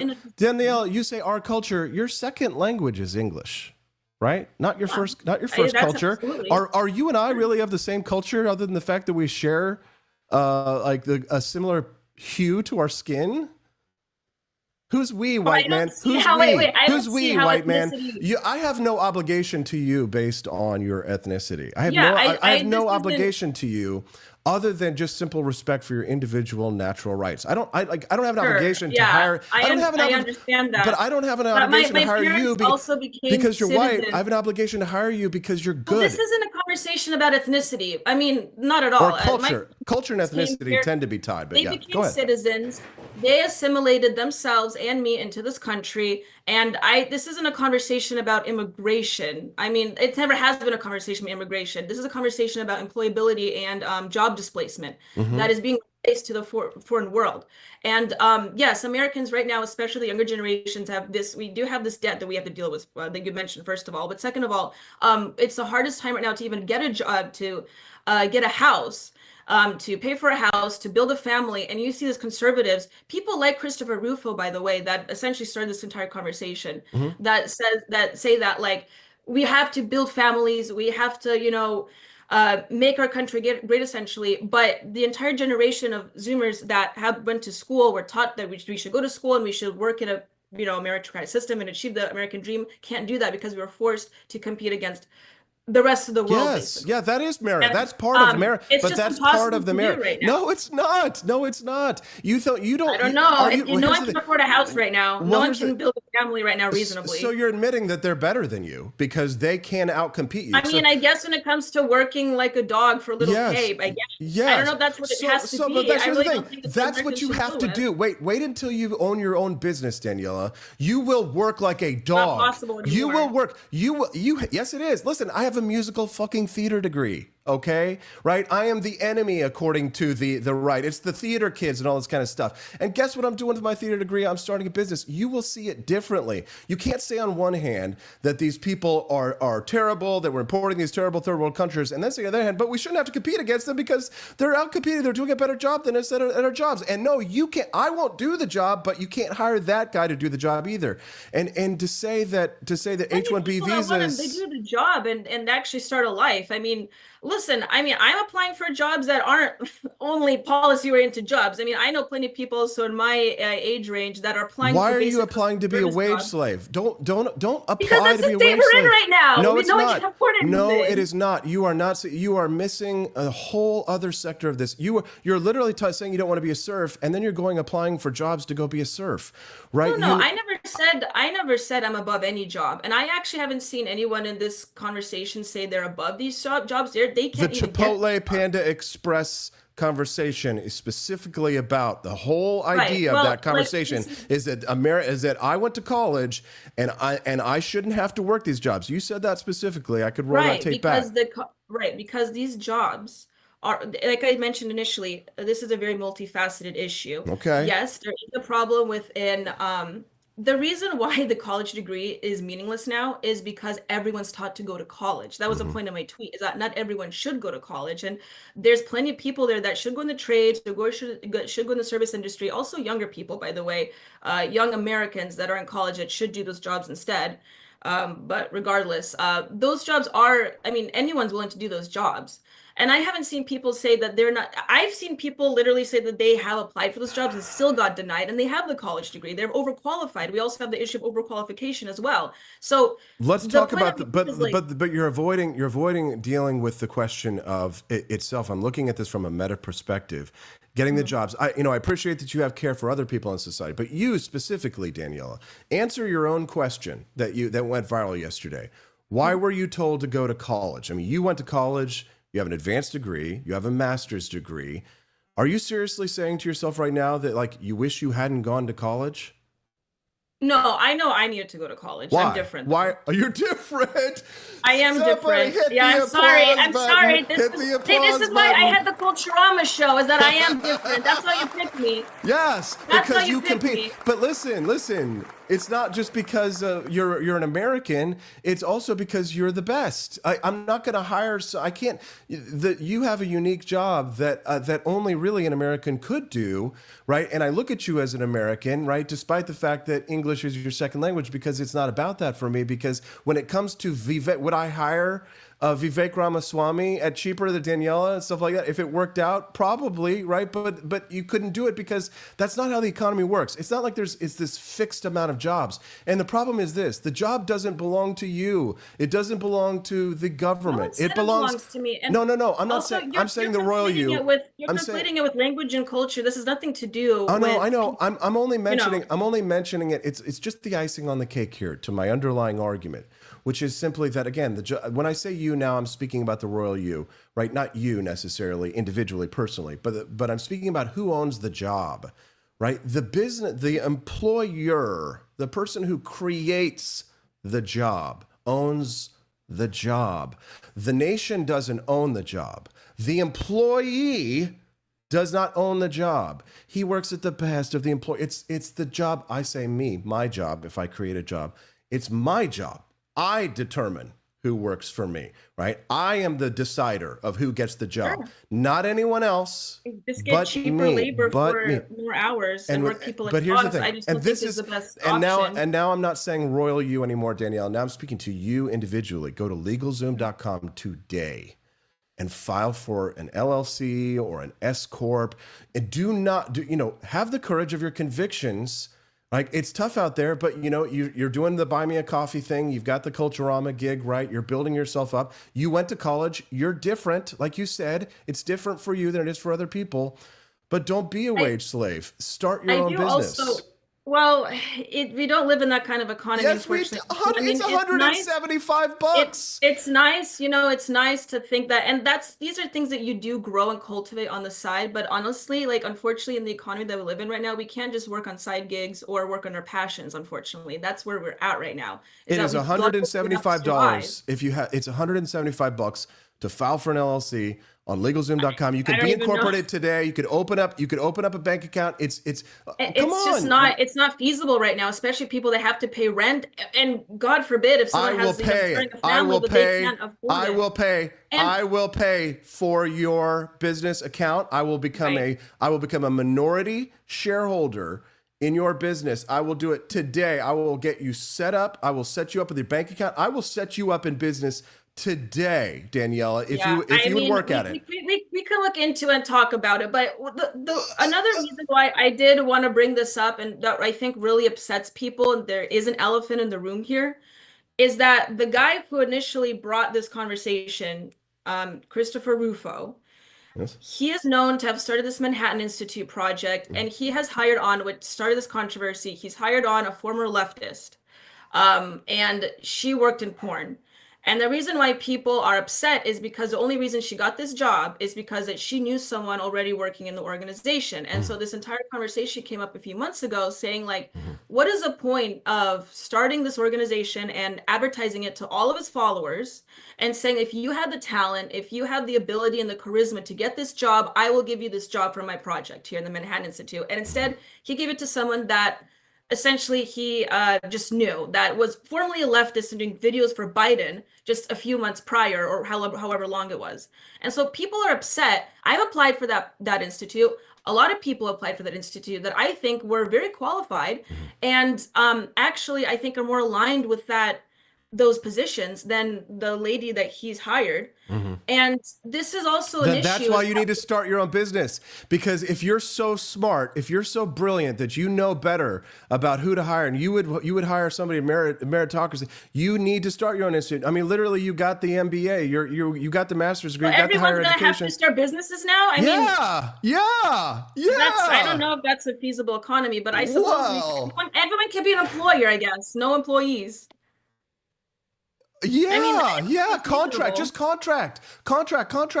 out. I work with people who are one-man businesses, and they have no employees, but we work together, and it's just like how you and I work. We are on a contractual relationships. Build more of these kinds of relationships and contracts.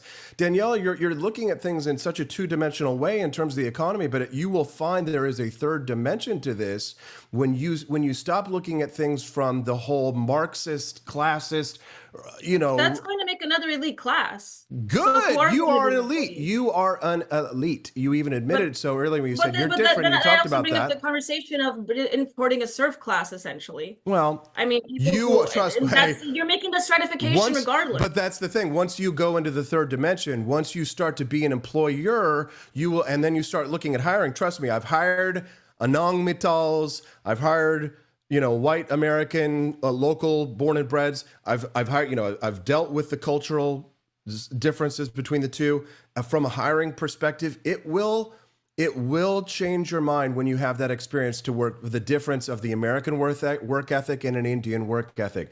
And when you're an employer and you have limited resources, when you have limited resources to give, you will make decisions that will seem not very nice, that seem very cutthroat, but that's because at the end of the day, you will not survive if you don't. No, listen, I understand where people like Elon is coming from. I mean, they work in the tech industry. They have to deal with this all the time.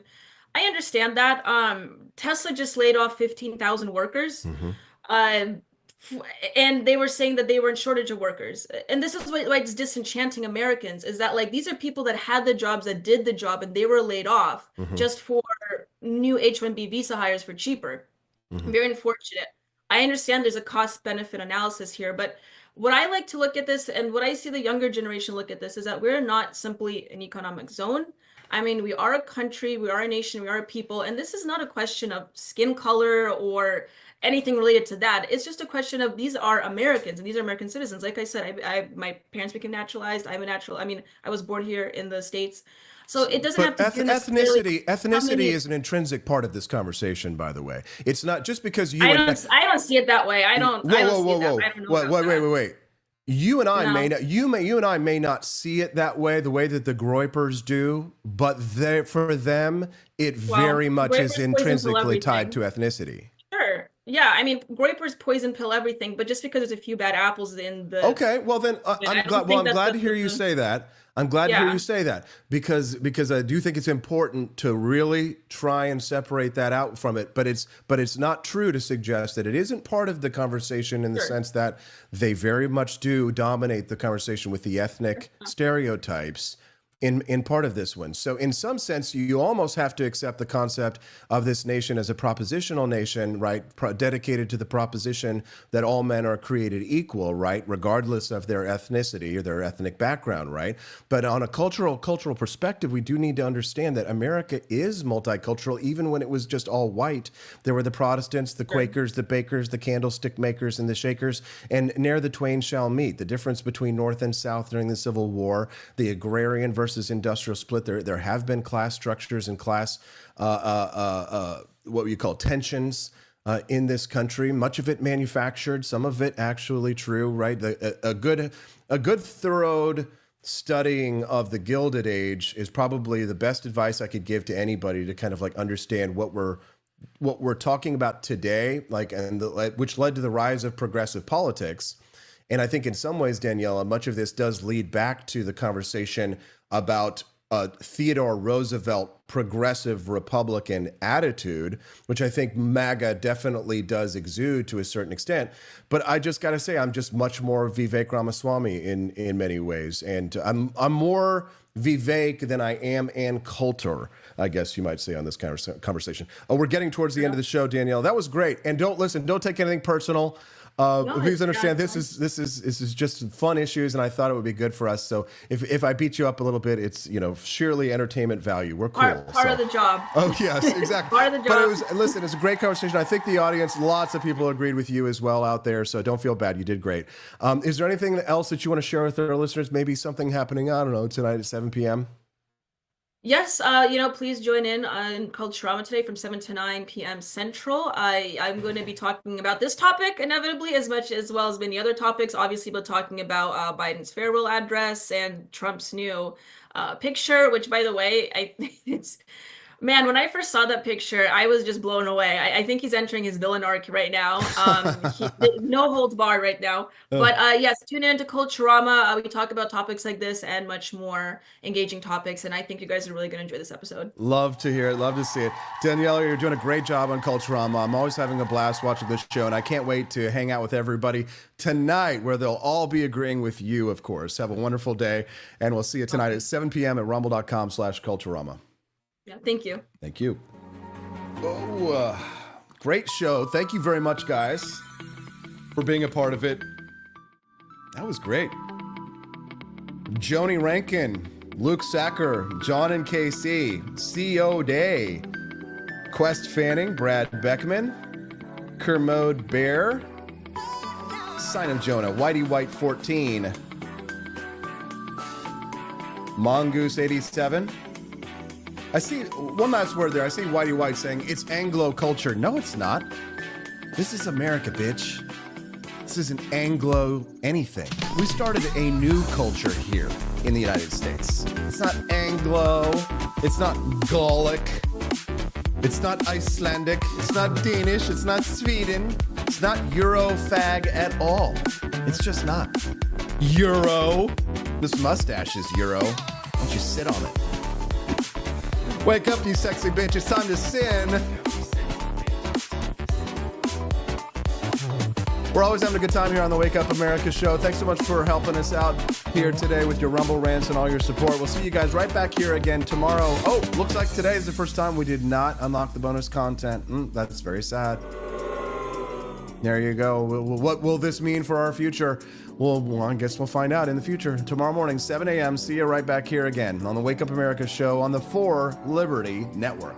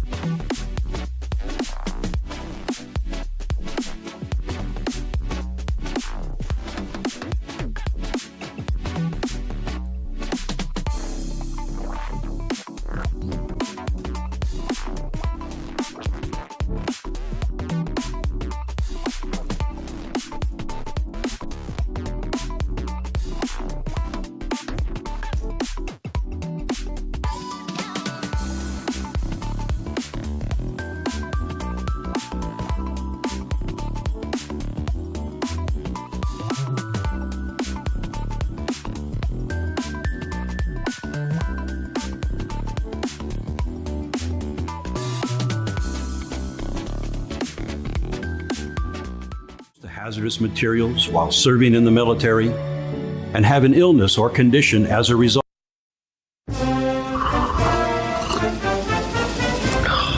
Tired of spending your hard-earned money on woke corporations that don't share your pro-freedom values? Fed up with sipping liberal lattes and progressive cappuccinos? Introducing Founding Flavors from AP for Liberty Shop. Get your day started with Washington's Revolutionary Roast. As robust and principled as the man himself, this blend is the shot of energy heard round the world. Or maybe you want to taste the fervor of freedom with Adams's Patriotic Perk. It's as dynamic and balanced as the U.S. Constitution, sure to awaken your spirit of liberty. For the aficionados, we've got the Jeffersonian Java, a complex mix of flavors that speaks volumes about your refined tastes. And don't forget Betsy's Liberty Lullaby, our decaf option, crafted with the same care and dedication Betsy Ross put into our Star-Spangled Banner. This blend lets you enjoy the taste of freedom anytime without losing sleep. No woke beans here, folks. Just pure, patriotic, pro-freedom flavors brewed with love for liberty. So why compromise your principles for a cup of coffee? Stand up for your values, perk up your patriotism, and start your day the American way. Get your Founding Flavors at apforlibertyshop.com.